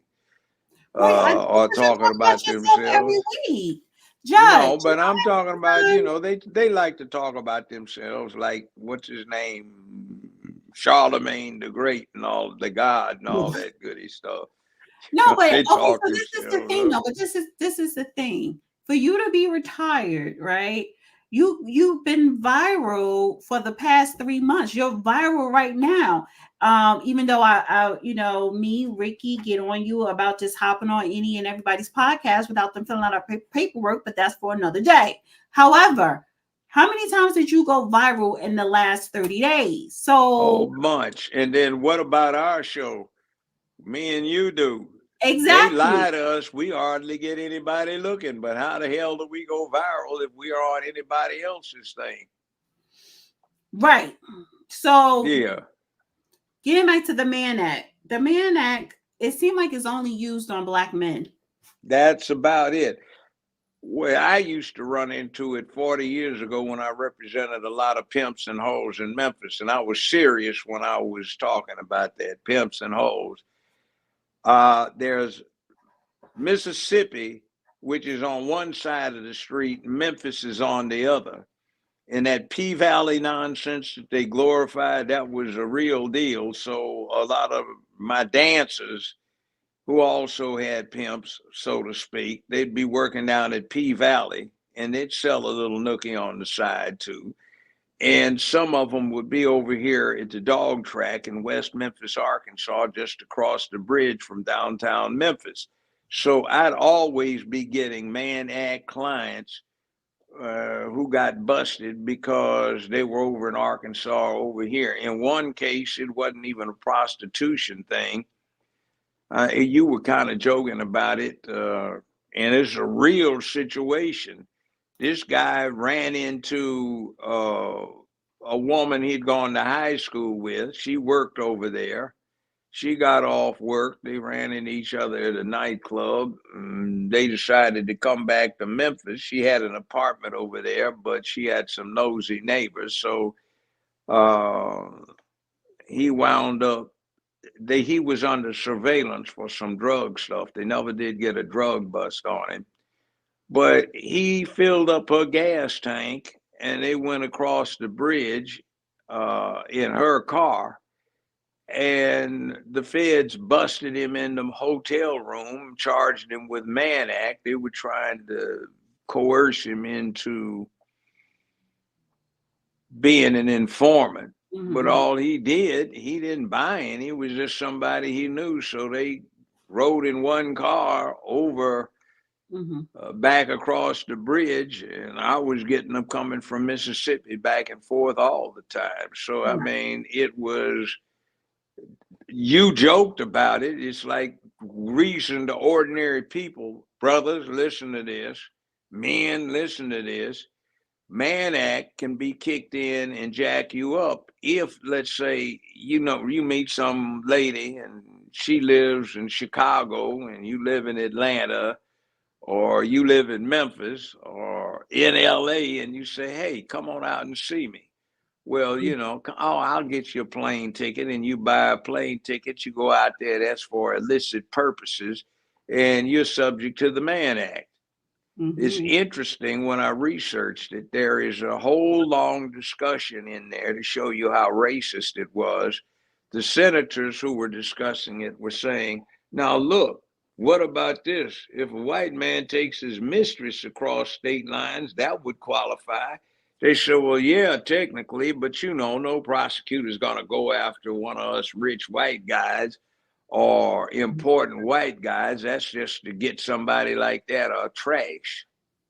So one of the things that's bad, it leaves too much up to the discretion of the prosecutors, and that becomes something subject to abuse. Now, you and I have the 14-page indictment, but it's only 3 counts in that indictment. And usually that would be 2 pages for the feds ordinarily to put those 3 counts in there. And it would read like, between 2009 and the return of this indictment on whatever date it is, 2024, the defendant did on multiple occasions induce parties to cross state lines for illicit purposes, and that's all you'd get. And you'd have to file motions within the first 15 days from arraignment, go through all sorts of arguments, and file 60 pages worth of brief and memorandum in order to get 2 more sentences added on there, because the feds don't have to tell you what they're doing. But these clowns, this clown, the one that looks suspect up there, put in 14 pages of salacious nonsense, including, 2,000 bottles of lubricant. That is the most ridiculous thing. And then they alleged, and then they added in 700 dildos, and then he was sitting in there masturbating. They've had to put that in 3 paragraphs. Like, what the hell is going on? This is salacious. It's designed for public consumption, because the feds never, ever know how, no way, not when, not where, not ever, not in a time machine from into the future and coming back, did they ever put that kind of information in an indictment, and you have to fight to get anything from them. So I want to stay on Diddy just for a little bit longer, because I want to bring up this clip here. And it goes along the lines of consent and victim, right? Because I say Cassie is not a victim. She stayed there for 10 years. However, so this is the Joe Budden podcast. This is about a 4-minute clip. And Melissa Ford. Remember, before we get into it briefly, the first person got prosecuted as Jack Johnson for traveling across straight lines with his wife. And the state he went through, I think it was Georgia, didn't recognize interracial marriage at that time. So that was illicit. So they busted a man with his wife. Right. Well, let me play this clip. And I want to get your thoughts on it. So what are your thoughts? Well, let's put it this way. 1998, when I got started out there for a 15-year run at the top, the first thing I got told by human resources at the studio was, be careful, don't do this, don't do that, because it's very sensitive now. That's 1998, not early 2000. So you will get jacked up, and it'll be a frequent thing. They'll try to accuse you anyway, even if you haven't done anything. So I hadn't been there for a month and a half, and they had. But she's talking about the music industry. She's talking about the industry as a whole, whether it's Hollywood, yeah.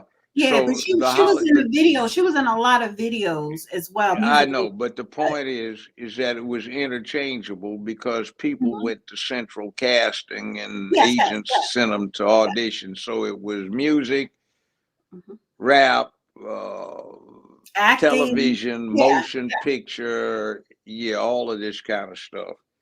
I want to highlight And a comment real quick that I saw. it's like it's like, let me tell you something. See, I don't buy what she was saying about it was expected.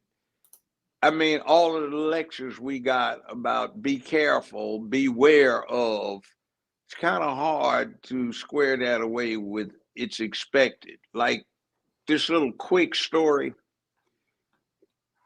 A month and a half after my show kicked off, I was at a function that the studio gave at the Beverly Hilton Hotel. And I was a bachelor. I liked to dance, so I was having a good time dancing with some of these women. I didn't do anything inappropriate, and I ran into one of them. We hooked it up pretty good, so we spent most of the evening sitting at the same table talking with each other. She got up, went to the ladies' room, took a long time coming back, and then she said, "Hey, you know that tall guy over there in the gray suit?" I said, "Yeah." He was literally the CEO at the time for the studio I was with. Said he came over and offered me $2,000 in cash if I'd signed some note he prepared that you tried to fill me up, which you didn't. So I said, well, damn. So she said, I tell you what, do you remember who you've been dancing with? So we ran around and found everybody I could remember. And she went over and talked to him and got a written note from him that this same guy had offered him $2,000 to lie about what was going on. So I wound up retaliating by hiring a beautiful woman as my publicist. I'd known her for a while, and we set them up and we invented a fictitious woman. So each time we advanced our little scheme a bit, we came up with joint affidavits that we had literally sealed with a wax seal so they couldn't open it, and filed in a lockbox with human resources. So I wind up getting this letter from them to come over, and they talking about this woman accused you of propositioning her, blah, blah, blah, blah, blah. And it was the fictitious woman. I started laughing, and I had my witness, my fine publicist, walk in, and my agent, and we busted their behinds, and they weren't there within 6 weeks, but I was there for 13 and a half more years. So, you know, that's Hollywood. They do foul stuff. So the point I'm making is that I got attacked all the time for being a straight black man. I mean, it got ridiculous. They'd write letters, we resent working for a straight black man, a black male, when there's so many nice gay black men, you know, like what the hell? That's the kind of thing that was going on. And yeah, I guess there was that casting couch thing, but it was looked down upon because women would tell other ones, and I'd hear them, girl, don't do that. Well, don't do that. If you do that, you'll be trapped. They'll always look at you as a piece of ass. Right. And Let me you read don't this. have to. Right. Amazing disgrace. If you kept quiet as long as you benefited. And I agree. A lot of people kept quiet as long as they were benefiting. And that is the problem. And so now you want to say, well, throw the key away at Diddy, but you allowed it, Cassie. You wanted to put out a book. He said no. And she said, well, pay me $30 million for the rights to it. And when he turned you down, then you had some heavy hitters to come in and help assist you get your $30 million and completely throw him under the bus and fast track this indictment thing, that the charges, right? So Now, yeah.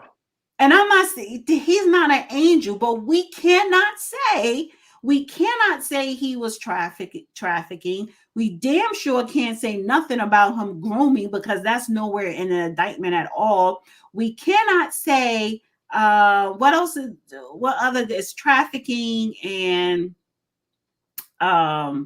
What else? Yeah, I mean, what We we can't say saw that because he about has not. First of all, he has not been convicted. He has not been found guilty. But see, what they also are bringing up, trying to salaciously influence the public, is stuff that it's not good, but it's misdemeanor stuff, a misdemeanor assault and battery. So, I mean, goodness gracious. You know, Mann Act is not necessarily anything other than transporting somebody over or encouraging, inducing, or trying to recruit. So it's not good when But it's the a problem bad is situation, but they are it's allowing our justice system is allowing the media to convict somebody. it's not the justice system. What's going on is they've got some charlatans and hacks in the justice system. That's what I meant. That's what I'm just that saying. are in league with. See, what this is about is not what most people think. And the more I reflect on it, the more convinced I am. It's LGBTQIA, the rainbow cult, Do setting we have up. to go there tonight? Can we save it? No, I mean, I can't avoid it because that's what's actually there. See, everybody's supposed to avoid it, so nobody looks at it. No, But I don't that's want what. to avoid it. I just know you talk about But it. I'm just saying, what's going on with Diddy? See, look at what Diddy has done, what he's been accused of in actuality, which he does not deny. It's bisexual across the thing. It's Well, get he's your freak gay. on. Freak part. Yeah, he's gay. All right. Now, there were a lot of other gay people involved in this whole thing, but it's a critical point. You can be gay, get your freak on. I don't care. But the bottom line is that he is interfering with a plan to install this as the official state religion or the national religion. And you look at what all of the other religions have done when they were trying to get established, all of the atrocities that they were responsible for. There's no getting around it. So what you're doing is you've got this philosophy, by any means necessary, we're going to do this. So they've got a thing that's called lawfare now, which is a new thing. It's not an old term, it's a brand new one, but it's quite descriptive. In other words, you use the law, you abuse the process of the law for political purposes. The Constitution was set up to prevent that, and the Bill of Rights certainly was laid out to prevent that. But they've said the hell with the Bill of Rights, and they're going full steam ahead, full speed ahead, trying to get around the fact that we've got laws that would prevent this, and they've got ignoramuses, charlatans, and idiots that are part of the process, and they get caught all up in their emotions, and they too say by any means necessary. So you've got judges that I've talked to, man, how did you do this? Well, I knew it was going to be overturned on appeal, but it was a real son of a bitch, I was going to get it. So you just broke the sanctity of the law by doing what you did. Well, I mean, there's more than one way to skin a cat. Well, that's not skinning a cat, fool. That's throwing the baby out with the bathwater. That's what you're doing, if you want a metaphor. How could you do that? Well, man, it was like, hey, why not, man? Like it gave me a little bit of good PR. You son of a bitch. You sit there and you violate the sanctity of the law to get some good public relations. See, I've had discussions with judges and lawyers and prosecutors like this. So I know it's nothing new. You've got some that stick by the book. What's the matter? My conscience is bothering you. What's wrong? I'm not sure I did the right thing. Well, is the sentencing come up? I'm not sure, man. Well, just tell them when you get out there, don't act a complete asshole about it. Just treat it like it was your job to present the evidence, and the jury damn did it. Don't act like you trying to go out there and slit the man's throat and you hold his head up and say, see, look, crowd, I got a trophy down here in the arena. Yeah, but that's what I mean. How when I say justice system, I'm talking about people that are planted, the judges, prosecutors, or lawyers, what have you. They're the problem. They are. Look here. Let me say this. They're Some of the finest.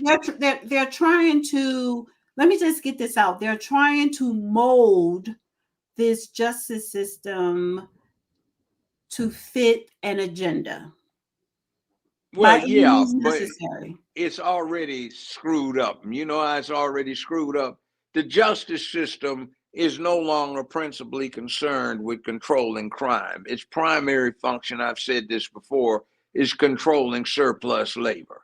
When you get off of the function that is dealing with justice and the concept of crime as that impacts public peace, dignity, and order, when you get away from that and you start using it to control surplus labor, it's not far from there to use it for other filthy purposes like to control politics, where you are hooked up with people for political reasons who don't give a damn about principle. They deal with emotional needs and requirements, and they go off by any means necessary. Right. I'll say this. Some of the most decent people I have ever run into are both prosecutors and defenders, all right? But some of the worst assholes in life and some of the dumbest son of a bitches I've ever run into are prosecutors, defense lawyers, and some of the judges are just pathetic. You have no idea some of the damn near almost fist fights that would occur during a judge's meeting because there's one prick up in there that everybody knows is a prick, and he's being sanctimonious about what he does. And even the judges hate his ass because he's an asshole. Not because he is radical or anything, but because he's just a dumb ass. Like one particular somebody, I won't mention the name. Let me just add this. Let me just add this.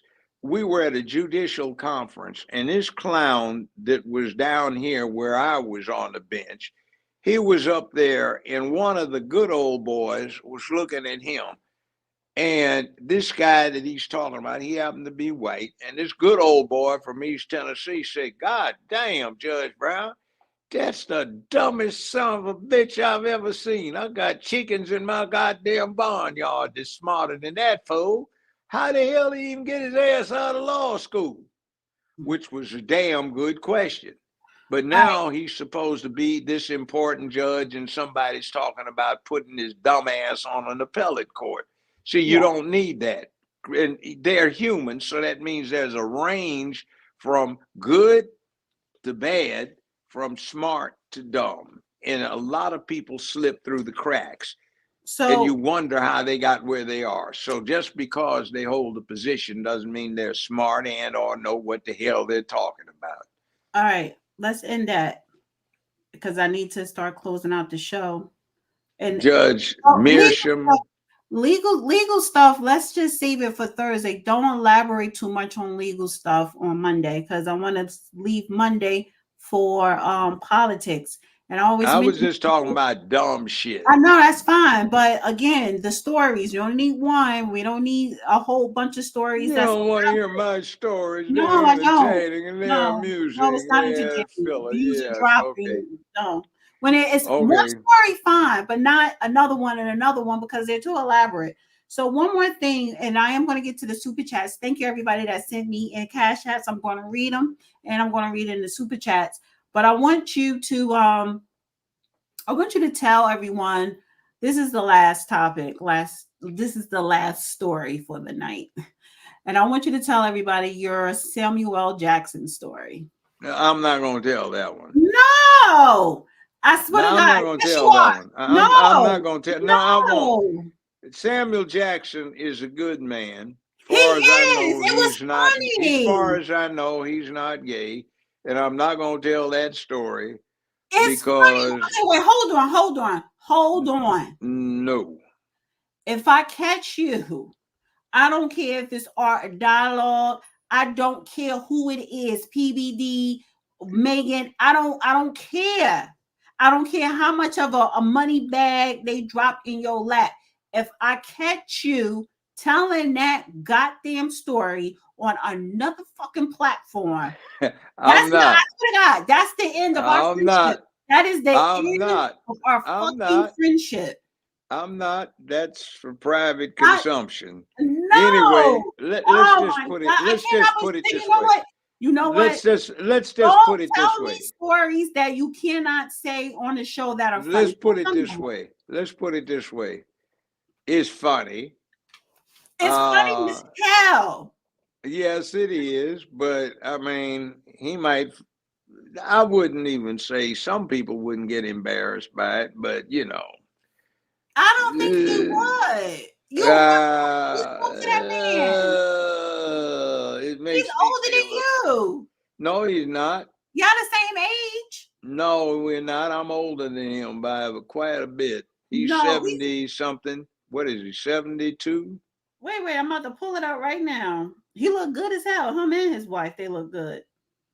He's 75. 72. He's 75. Well, I'm still older than he is. About 1 year. No, not my 1 year. How old are you? 77.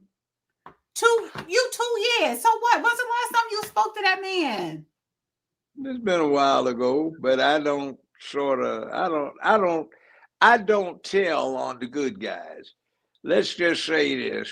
What I would have told is funny, but I'll keep it to myself. But he's not gay. Denzel isn't either.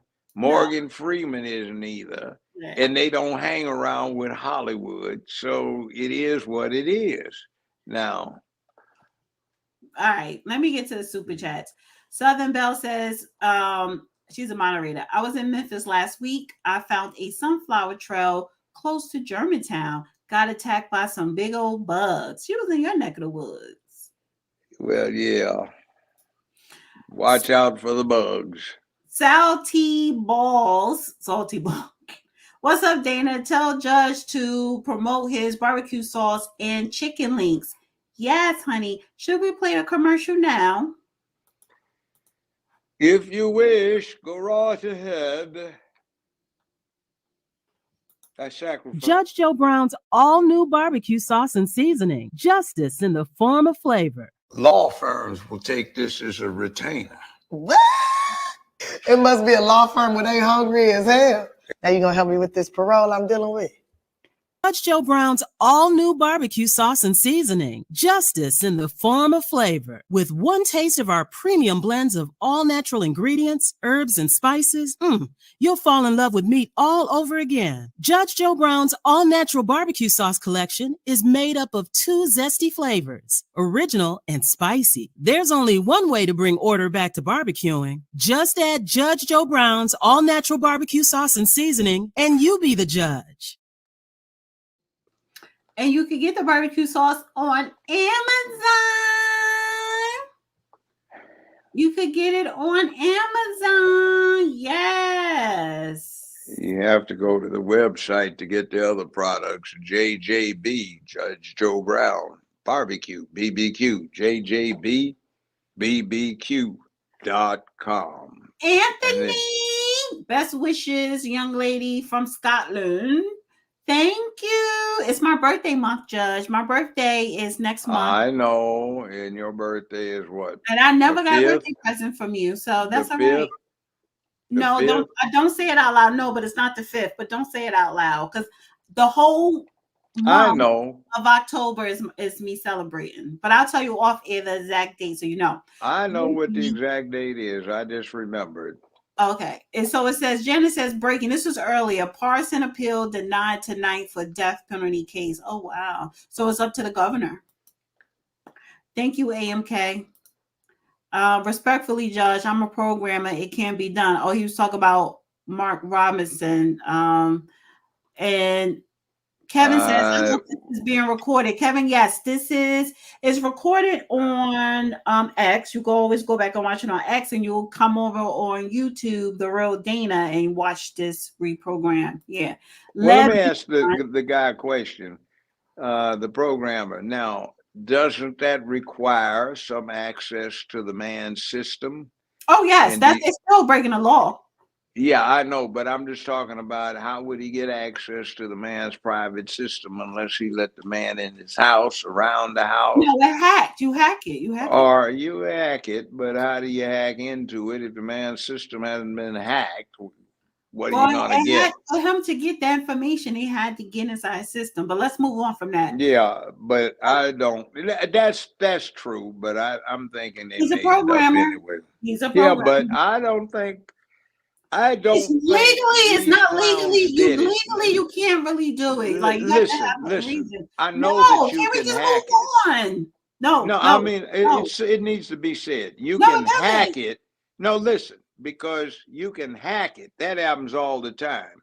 What you got from the flavor I was getting from this thing is just a Democratic Party lie about it, trying to embarrass him. And by the time it gets cleaned out, it'll be, well, I cleaned up, know it'll they be too hire late. people to go in and sniff through somebody's They didn't. I don't online even. stuff.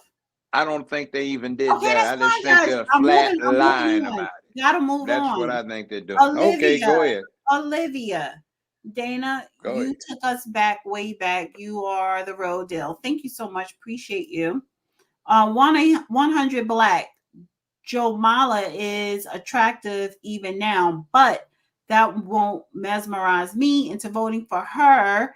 Her history isn't impressive. Yeah.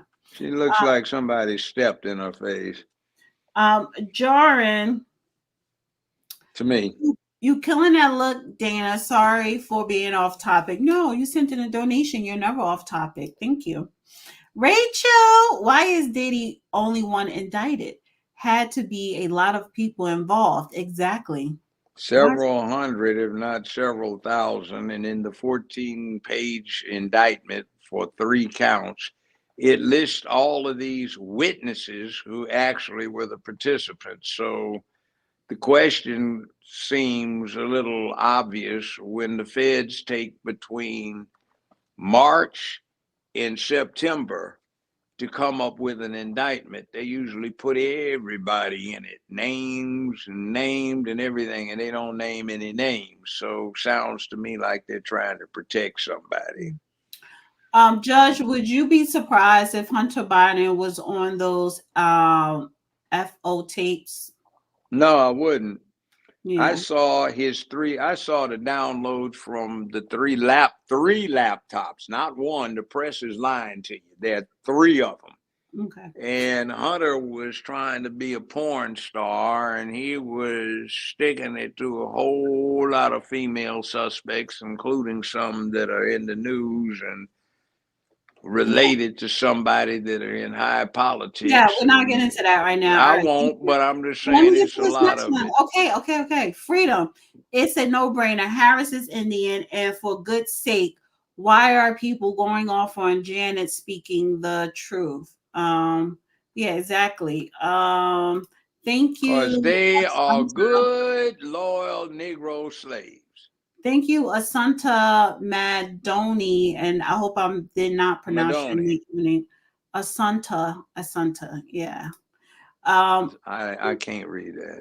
Lap something. I just call you Lap. Judge, can this alphabet mafia be defeated, brought to justice? There's less than 6 or 7% of the country that's in that. And most of them aren't trying to be part of that alphabet mafia. It is a cult that is trying to spread itself. And it's a few disciples and acolytes, but they hold all the high places. Mm-hmm. So they're misleading you. By the way, influence doesn't depend upon numbers. Like most people are surprised when they discover what the percentage of the American population is that's Jewish. It's less than 2%, but they've got a huge influence in affairs. Okay. Thank you to RDW3. I'm not going to say your government name, guys. Thank you so much for the Cash App. Thank you, LAGNES Lip. Happy birthday. Thank you. And thank you, Old Chase says happy birthday. Appreciate you. And thank you, Sis Bell 74. I read that earlier. Thank you again. And thank you, JHAMARW from earlier. Thank you. So thank everybody that sent me in a Cash App, because listen, as of today, it's my birthday until the end of October. Yes. And Wednesday, I will be releasing These Are a Few of My Favorite Things list. Why am I getting balloons? Because you was talking about LGBTQ plus, and they're like, "Hi, Judge." So yeah, but who's doing the balloons? I don't know. That's the system. But let me finish. I mean, but how the hell did we get that on our screen when we aren't doing it? Who's doing it? Who every damn time? I told you they can get in your computer. So listen. Well, it's not in mine. It's on ubiquitous. People are seeing that. So somebody is listening in. Yeah, I know that. And listen, there's always this one person. And honestly, I'm going to block you. I'm going to block you because you're weak, you're sassy, and you're not a man. You are still a boy. You're still a boy. And don't you ever call me baby girl, honey. So let me ban your retarded ass. It's always the one. It's always one. But so yeah, so Wednesday I will be dropping These Are a Few of My Favorite Things list for you guys to go and purchase for me for my birthday. My wish list. It was something else. I think that was it. Go ahead, Judge. Close us out.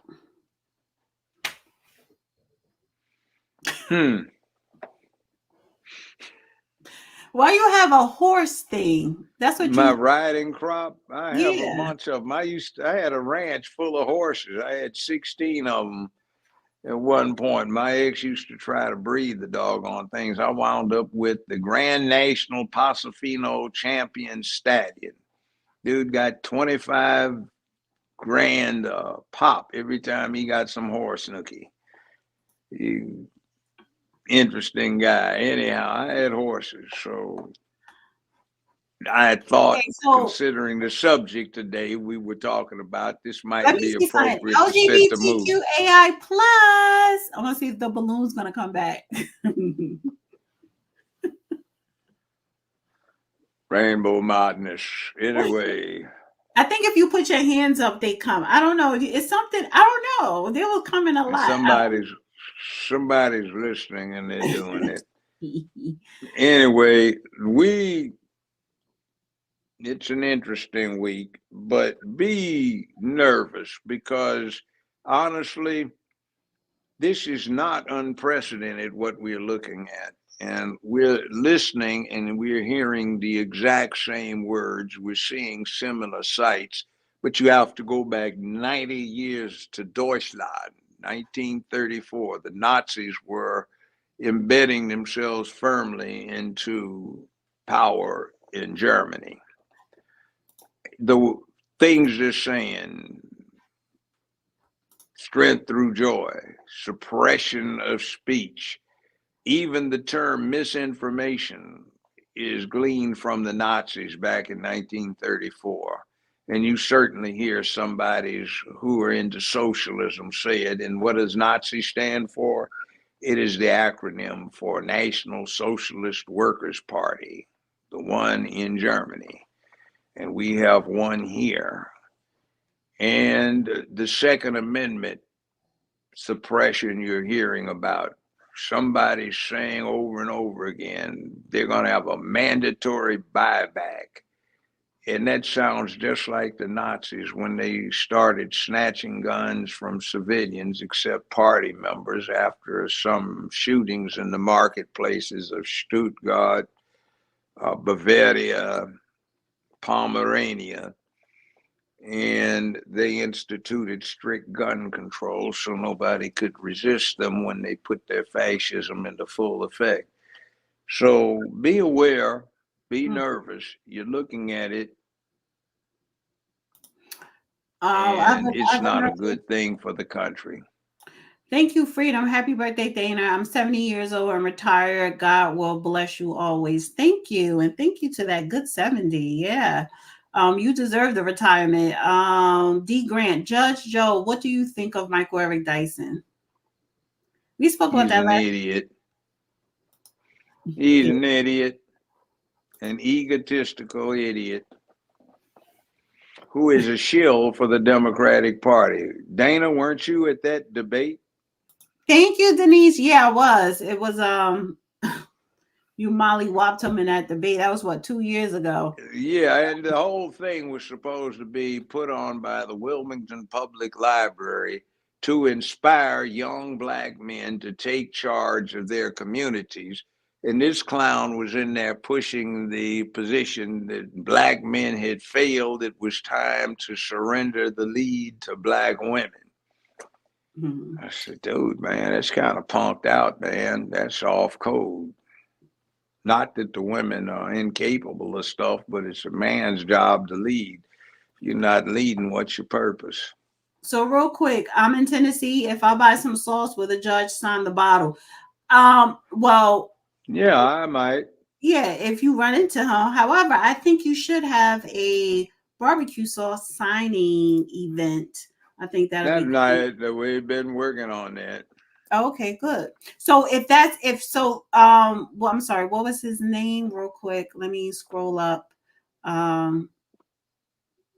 a minute, where is it? Well, anyway, the gentleman that I just pulled up.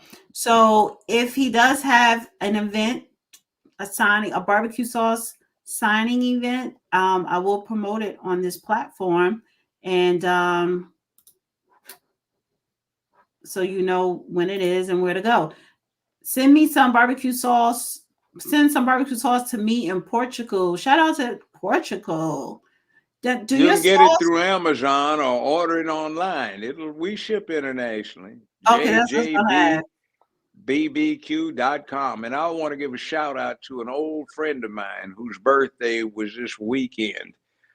Miss Frida Payne. That was our Beyonce back in the 60s and early 70s. Band of Gold, Bring the Boys Home, etc., etc., etc. And everybody in the NOM was listening to her. Beautiful woman with a lot of class. She's still singing. So shout out to her on the birthday party. Miss Frida Payne, fine self. Yes. That's now, it. That's my kind of thing. That's my kind of lady. Even now. All right. Yeah, we had an interesting conversation the other night.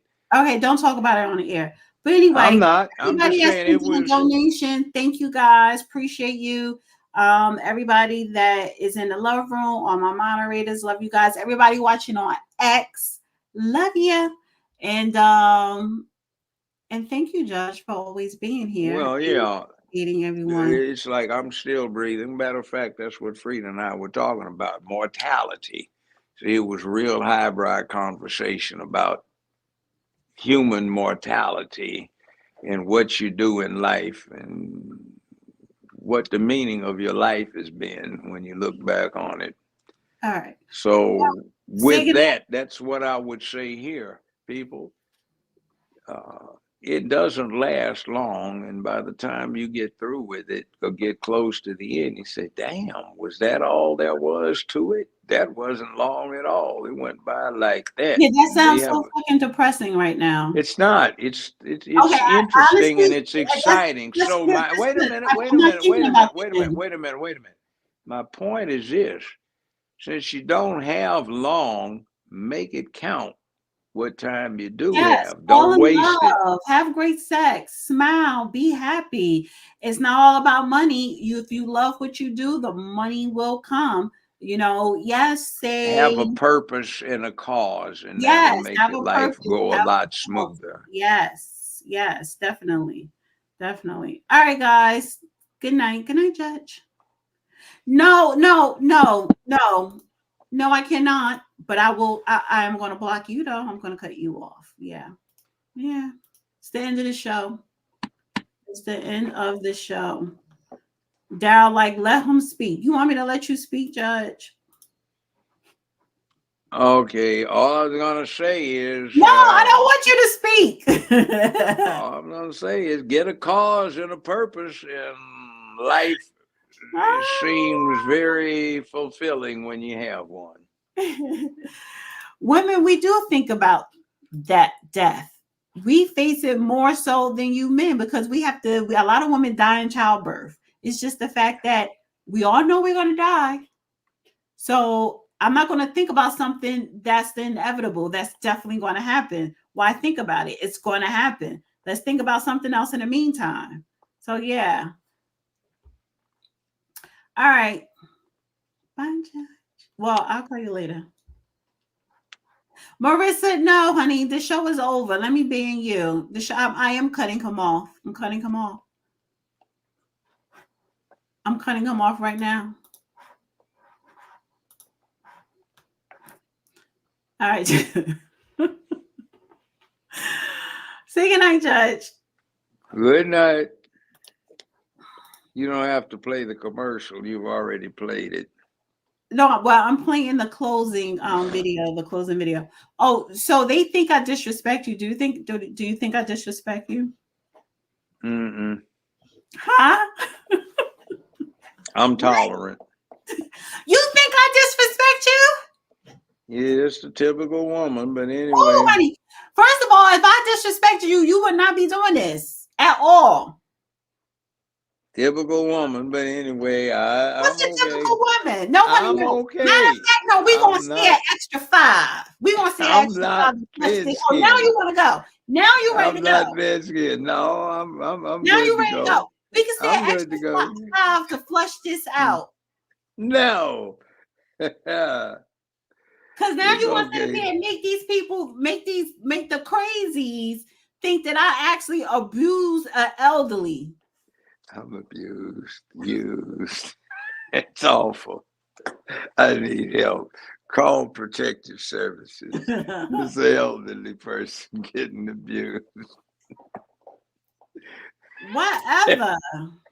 No, I don't be disrespecting, honey. Mentally assaulted. Because Yes, if I sit here and let him talk all night, he'll tell you every story from his journey through law, and we're not doing I it. will not tell you every story. Some of them I can't tell But he don't because want the to tell you the statute good of story, the limitations Samuel hasn't L. run Jackson yet. one. No, I'm not going to do that because, that's. All right, Judge. I'm going to call you in 5 minutes. All right. Bye, y'all.